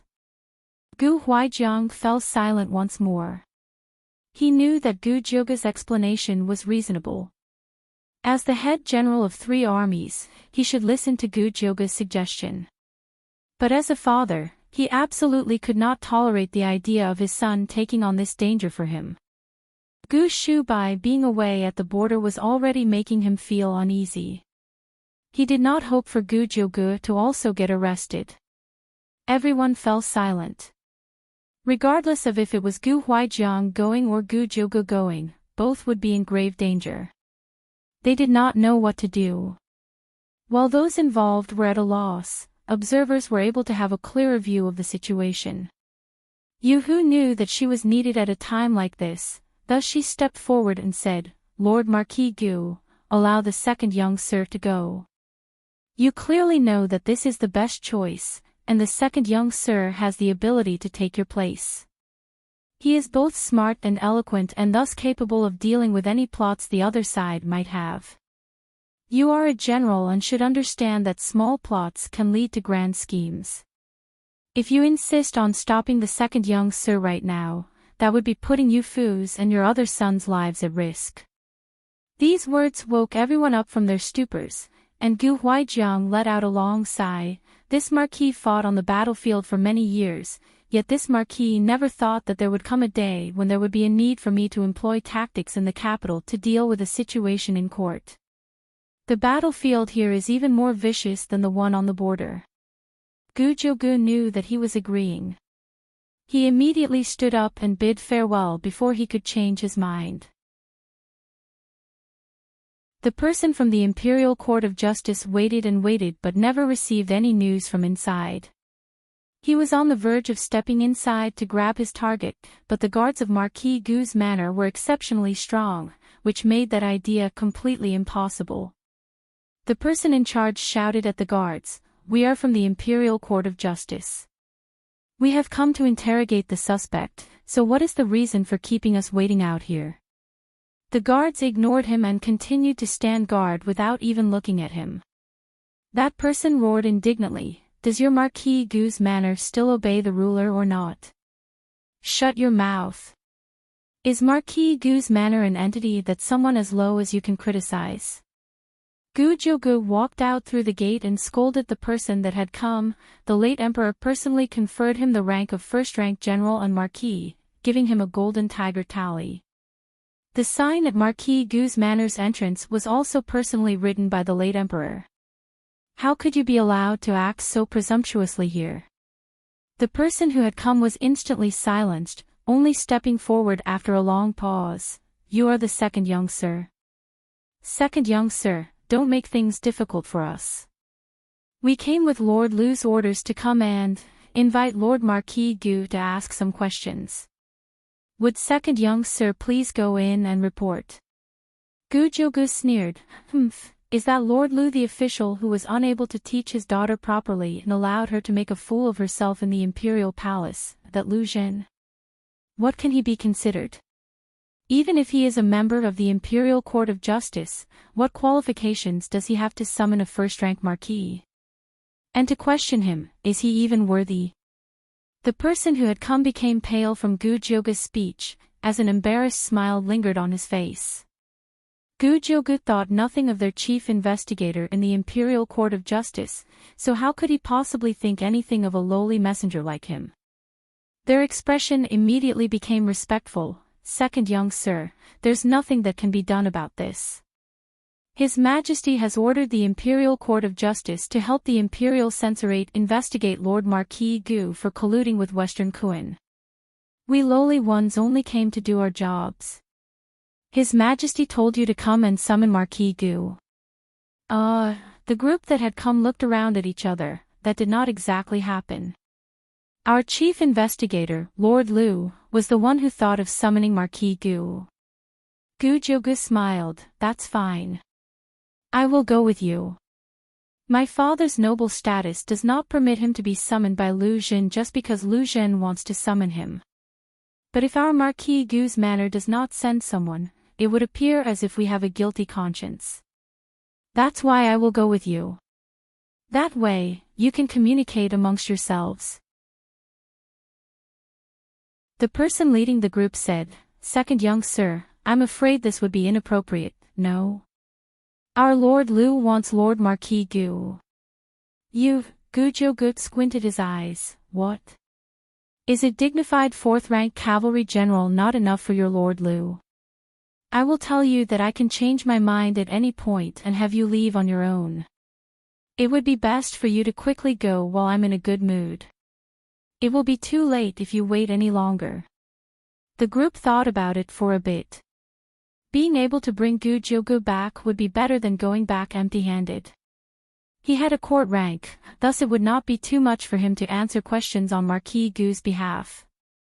Thus he said, Then second young sir, please come along. Gu Jiogu mounted their horse and rode off. Yu Fu and the others watched him leave but could not stop him. Disappointment filled their hearts. Yu Hu patted her on the shoulder. Don't worry. Second young sir is smart. A good man does not suffer immediate losses. He will definitely be fine. Yu Fu nodded. He's already gone, so worrying about it any further would be pointless.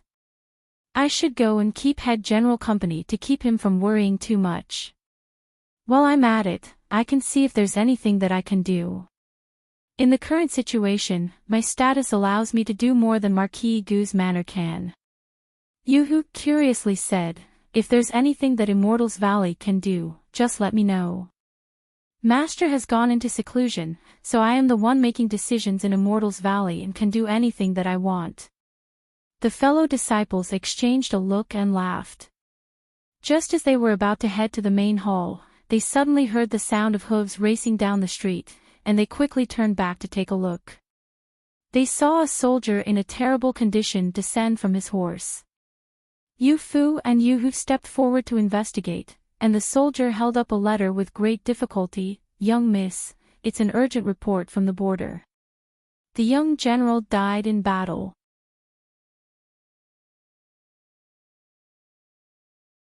Give him a slap to the face.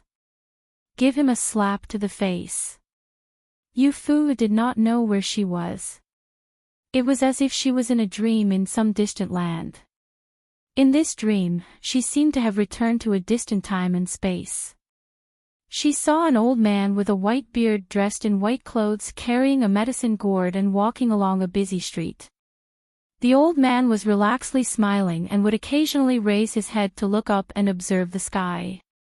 His expression suddenly became solemn, as he muttered under his breath, "It was nice to meet here today.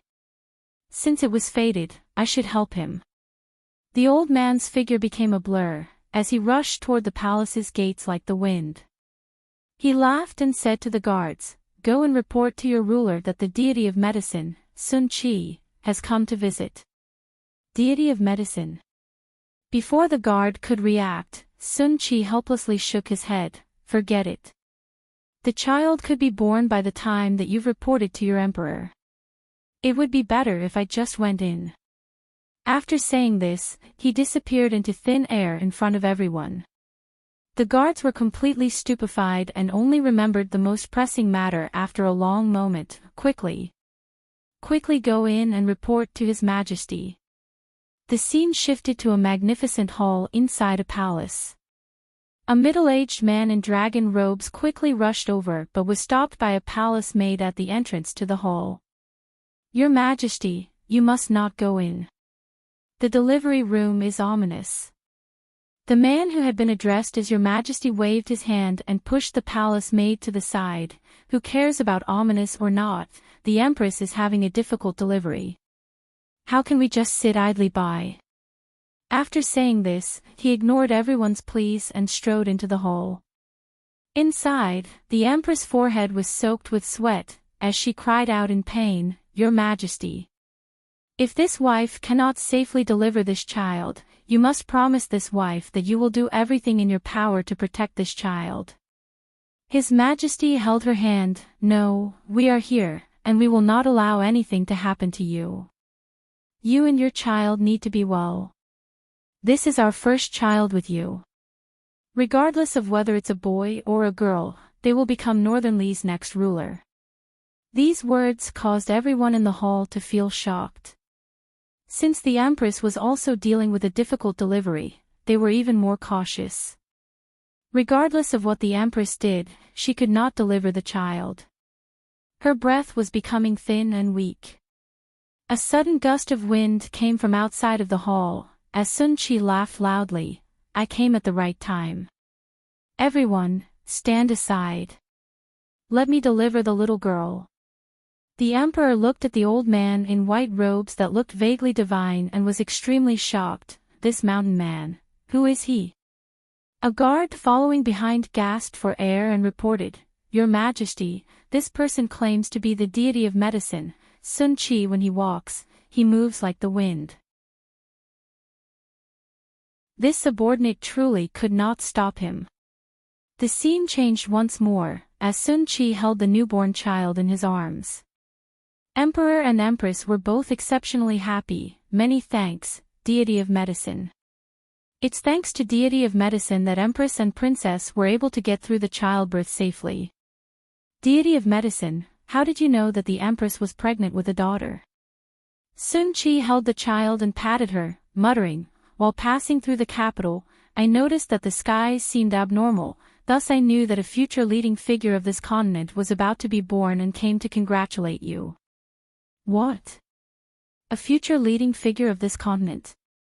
The emperor was extremely shocked, and Sun Qi laughed. "Your Majesty, in accordance with the instructions of your ancestors, you have been working toward uniting the three countries, but you just have not had that opportunity." "What, now that I said that this child will unite the continent, is your Majesty unhappy?" No, of course not." The emperor let out a faint sigh. "The instructions left behind by my ancestors is no small task. Northernly has accumulated a strong army over the course of many generations. However, we have been unable to send troops to Western Kuan and Eastern Ling. It's not that we don't dare. It's that we are worried that sending out troops would cause too much bloodshed and the citizens will be displaced. We initially thought that there would come a day when the three countries would be united while we were still alive. We did not think that deity of medicine would tell us that this important task would fall to our daughter. She is so small and so soft. How could we be willing to leave this task to her?" Sun Qi closed his eyes slightly, handing the child to the emperor. the heavens naturally have their ways that people cannot understand. There is one more thing that I must tell your majesty and the empress. This child is born to accomplish great things but is also destined to be in danger. Many years later, the imperial family of Northernly will go through great hardship. This child cannot stay in the country. Allow me to bring her back to Immortals Valley. No, don't take my child away. The empress, who had endured a difficult childbirth, lay in bed and could faintly hear Sun Qi. She subconsciously reached out to try and stop him. Deity of medicine, I beg you to not take away my child. I am already 35 years of age, but this is my only child. She is my first child, and she will be my only child. The emperor seemed to realize something. As he sat down next to the empress, the child was delivered by the deity of medicine. Could it be that you don't trust him? If Northernly's imperial family is destined to go through hardship, keeping the child here will just put her in danger. It would be better to have her go with the deity of medicine, no? Sun Qi faintly nodded. Uniting the continent is a mission handed down through Northernly's imperial family over many generations. I want to give a helping hand, as I cannot bear to watch the three countries continue to fight, while the citizens continue to suffer. I will definitely take good care of this child and allow her to grow into someone worthy of being the leading figure of this world. The empress' tears flowed down her face. She was filled with reluctance to let go of her daughter, but she also understood that this was the best choice for the child. Sun Qi placed the swaddling clothes next to her pillow. If you two are unwilling to part with the princess, give her a name. The emperor took a few steps outside and looked out through the bedroom door. He saw the colorful clouds scattered across the sky, forming a scattered but magnificent scene. Thus he said, when the clouds disperse, the plum branches spread. Let us name her Yufu. Eldest brother. Yufu suddenly woke from her dream, and the first thing that she saw was Yuhu's face. Behind her were Gu Hanamo and the others. She's awake, she's awake. Yufu woke up. Gu Yi happily shouted, and Yufu furrowed her brow. I remember that immediately after second brother left with the people from the Imperial Court of Justice, a messenger from the army came to report. He said that eldest brother died in battle. She thought that this had also been a dream like the scene about her birth. Both were just distant and unknowable things. Gu Shubai was so proficient in martial arts, and he was just as proficient in military strategy and tactics. How could he have died in battle? Yuhu uneasily averted her gaze, while Gu Hanamo tightly furrowed his brow. Gu Wenqing and the others deliberately avoided her gaze, seemingly not daring to talk to her.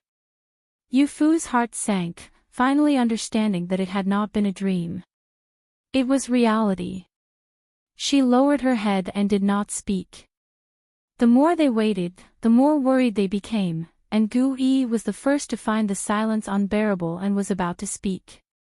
Yufu suddenly raised her head. Where's the report? Let me take a look. I refuse to believe that he's really dead. Gu Hanamo stared at her for a long time. Over the course of just 2 hours, Yufu had fainted from hearing about Gu Shubai's death to being completely calm. Her change left everyone feeling overwhelmed.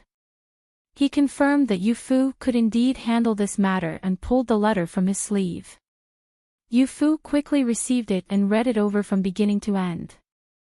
While she read it, Gu Wenqing explained, the report says that it was Western Kuan's border guards that attacked at night, and the Gu family's army was caught off guard. Though the situation was rectified, and the attack was repelled, eldest brother, Yufu said, where's the body? Why is there nothing on here about the body? Gu Hanamo suppressed the feeling in his chest and said, I asked the messenger, and he said that someone heard the sound of fighting inside eldest brother's tent. When the situation finally came under control, they found that there was nothing there except a giant pool of blood on the ground. Eldest brother's body, it might have been taken away by Kuan Wushang's people. Without a corpse, we cannot say that he is dead. He won't die. He definitely won't. Yu Fu lifted her blanket and tried to get out of bed. I want to go to the border to look for him. If he's alive, I want to see him. If he's dead, I want to see the body. Head General will definitely agree.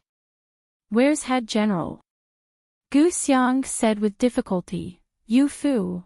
After father heard the contents of the report, he coughed up blood. Fortunately, Yu Hu was there to help him.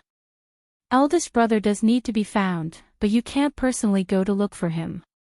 2 pieces of bad news have already come at once. Father is already exhausted enough. How could he endure seeing you leave now?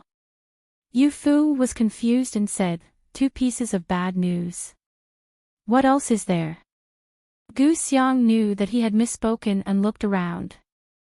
Gritting his teeth, he said, in the 2 hours that you have been unconscious, the Imperial Court of Justice has sent another group. Second brother has already been locked up by the Imperial Court of Justice, and they are still trying to summon father. They only left Marquis Gu's manor after seeing father cough up blood. At this moment, Marquis Gu's manor was in a storm. Yu Fu sat back down in a heap, as countless thoughts emerged in her mind. She did her best to suppress thoughts about Gu Shubai dying in battle and forced herself to calm down to think about sort out her thoughts. The usually quiet Gu Hanemo smiled at her. If we had known that things would be like this, I would not have allowed second brother to go to the Imperial Court of Justice. If second brother was at the manor, at the very least, we could come up with a plan. But I, as your elder brother, am useless. At this time, I am powerless and cannot help father, nor can I protect you guys. Gu Wenqing hastily said, how can third brother say that? You have always focused your training on martial arts and nothing else. It's because of this that father would bring you to battle and the late emperor would confer you a military rank. How could you say that you're useless? Yu Hu also chimed in, that's right, that's right. This isn't the time to be feeling guilty. 3 cobblers working together can outsmart Zhuge Liang, so let's work together to think of a plan. The people from the Imperial Court of Justice can be back at any time. At that time, if they aren't here to summon Marquis Gu and are instead here to arrest Marquis Gu, what would we do? Senior disciple sister is right. Yu Fu let out a long sigh, finally managing to clear up her thoughts. We have to set out priorities. Let's take care of things one thing at a time. Senior disciple sister, Head General's condition isn't serious, right? Yu Hu said, don't worry. It was just a result of being overwhelmed with emotion. As long as he obediently takes his medicine, he will be back to normal within a week. During this time, he cannot go and sit in prison. Prison would not have medicine, nor would it provide him with a good place to recover. If Jiyu Huaijiang went to prison, his condition would surely get worse and worse. Yu Fu nodded. The most pressing matter at hand is Head General's health. Before Head General has recovered, we absolutely cannot allow the Imperial Court of Justice to take him away. Third brother, please visit the Yen Manor and Hua Manor to invite the generals to Marquis Gu's manor. Yu Fu's tone did not contain any doubt, and Gu Hanamo subconsciously started to walk out when he suddenly realized that the one who had given the order was not Gu Huaijiang or Gu Shubai. He turned back and looked at Yu Fu. Why? Yu Fu said, first, it's to prevent the other generals from acting rashly in a panic. Marquis Gu's manor is already in this situation, so we cannot have the other generals get implicated. Second, if the other generals can come to sit in the manor, it might shock the people from the Imperial Court of Justice. As long as it's not His Majesty giving the decree, I think that nobody would dare to try and take Head General away from under the eyes of so many generals. Yes. I will go immediately. Yu Fu then said to Gu Wenqing, fourth brother, please visit the Ji Manor and Qin Manor. Ask the loyal officials in court who support Head General to write letters to His Majesty. Even if His Majesty has been blinded by Shua and won't listen to his officials, at the very least, it will offer a bit of resistance. Gu Wenqing said, understood, but old Lord Ji has been ill for a long time. Will he really want to make an appearance? Yu Fu said, I trust that he will. He is expressing his disappointment in His Majesty by claiming to be ill. He's hiding his strength and biding his time, thus he decided to pretend to be ignorant of what is happening around him. With Marquis Gu's manner facing this sort of situation, I think that he will definitely make an appearance. Then I will go right now. Gu Wenqing quickly walked out, and Gu Xiang and Gu Yi were reluctant to be left behind. Then what about us? What can we do? Yu Fu sat up and put her shoes on, saying while walking, the manor has many affairs to tend to, and they will be given to fifth brother and sixth brother to handle. Our elder brothers are all too busy with other matters to take care of the manor's affairs. Head General is also sick, so we can only rely on you now. Yu Hu said, Yu Fu, then what about you? I have to pay the Imperial Court of Justice a visit to see second brother's situation. Eldest brother's situation is unclear, but nothing must be allowed to happen to second brother. Princess Zhenjiang's carriage stopped outside of the Imperial Court of Justice's main gate. The guards saw it from far away and immediately rushed inside to report. Lu Zhen sat at his desk and delightedly jutted out his chin. Isn't that Princess Zhenjiang really arrogant? His Majesty conferred her the position of Empress, yet she did not want it, and she even caused the death of my daughter. He sneered, today, it's finally her turn to come and plead with this official. This is truly heartwarming. Ha ha ha. The carriage came to a stop, and Yao Lan subconsciously wanted to lift the carriage's curtain, but her hand was grabbed by Yu Fu before she could reach the curtain. No, we won't be getting out yet. We aren't getting out. Yao Lan cast a puzzled look at her, and Yu Fu leaned close and whispered something into her ear. Yao Lan immediately understood. She cleared her throat and lifted the curtain. Princess Zhenjiang has arrived. Why hasn't the chief investigator from the Imperial Court of Justice come to receive her? Everyone in the Imperial Court of Justice knew that she had come because Gu Jiugu had been detained, and they were waiting to watch the grudge between her and Lu Zhen play out. Who knew that not only would Yu Fu not come to plead, but she would actually put on such airs? The subordinates from the Imperial Court of Justice looked at each other. For a while, they did not know what to do. Yao Lan furrowed her brow. Impudence. Is our princess unable to order you around, is that it? Be careful that you don't end up getting executed and fed to the dogs. One person muttered, Marquis Gu's manor is almost done for. What is an adopted daughter like her acting so arrogant for? She should be pleading for forgiveness, yet she still puts on such airs.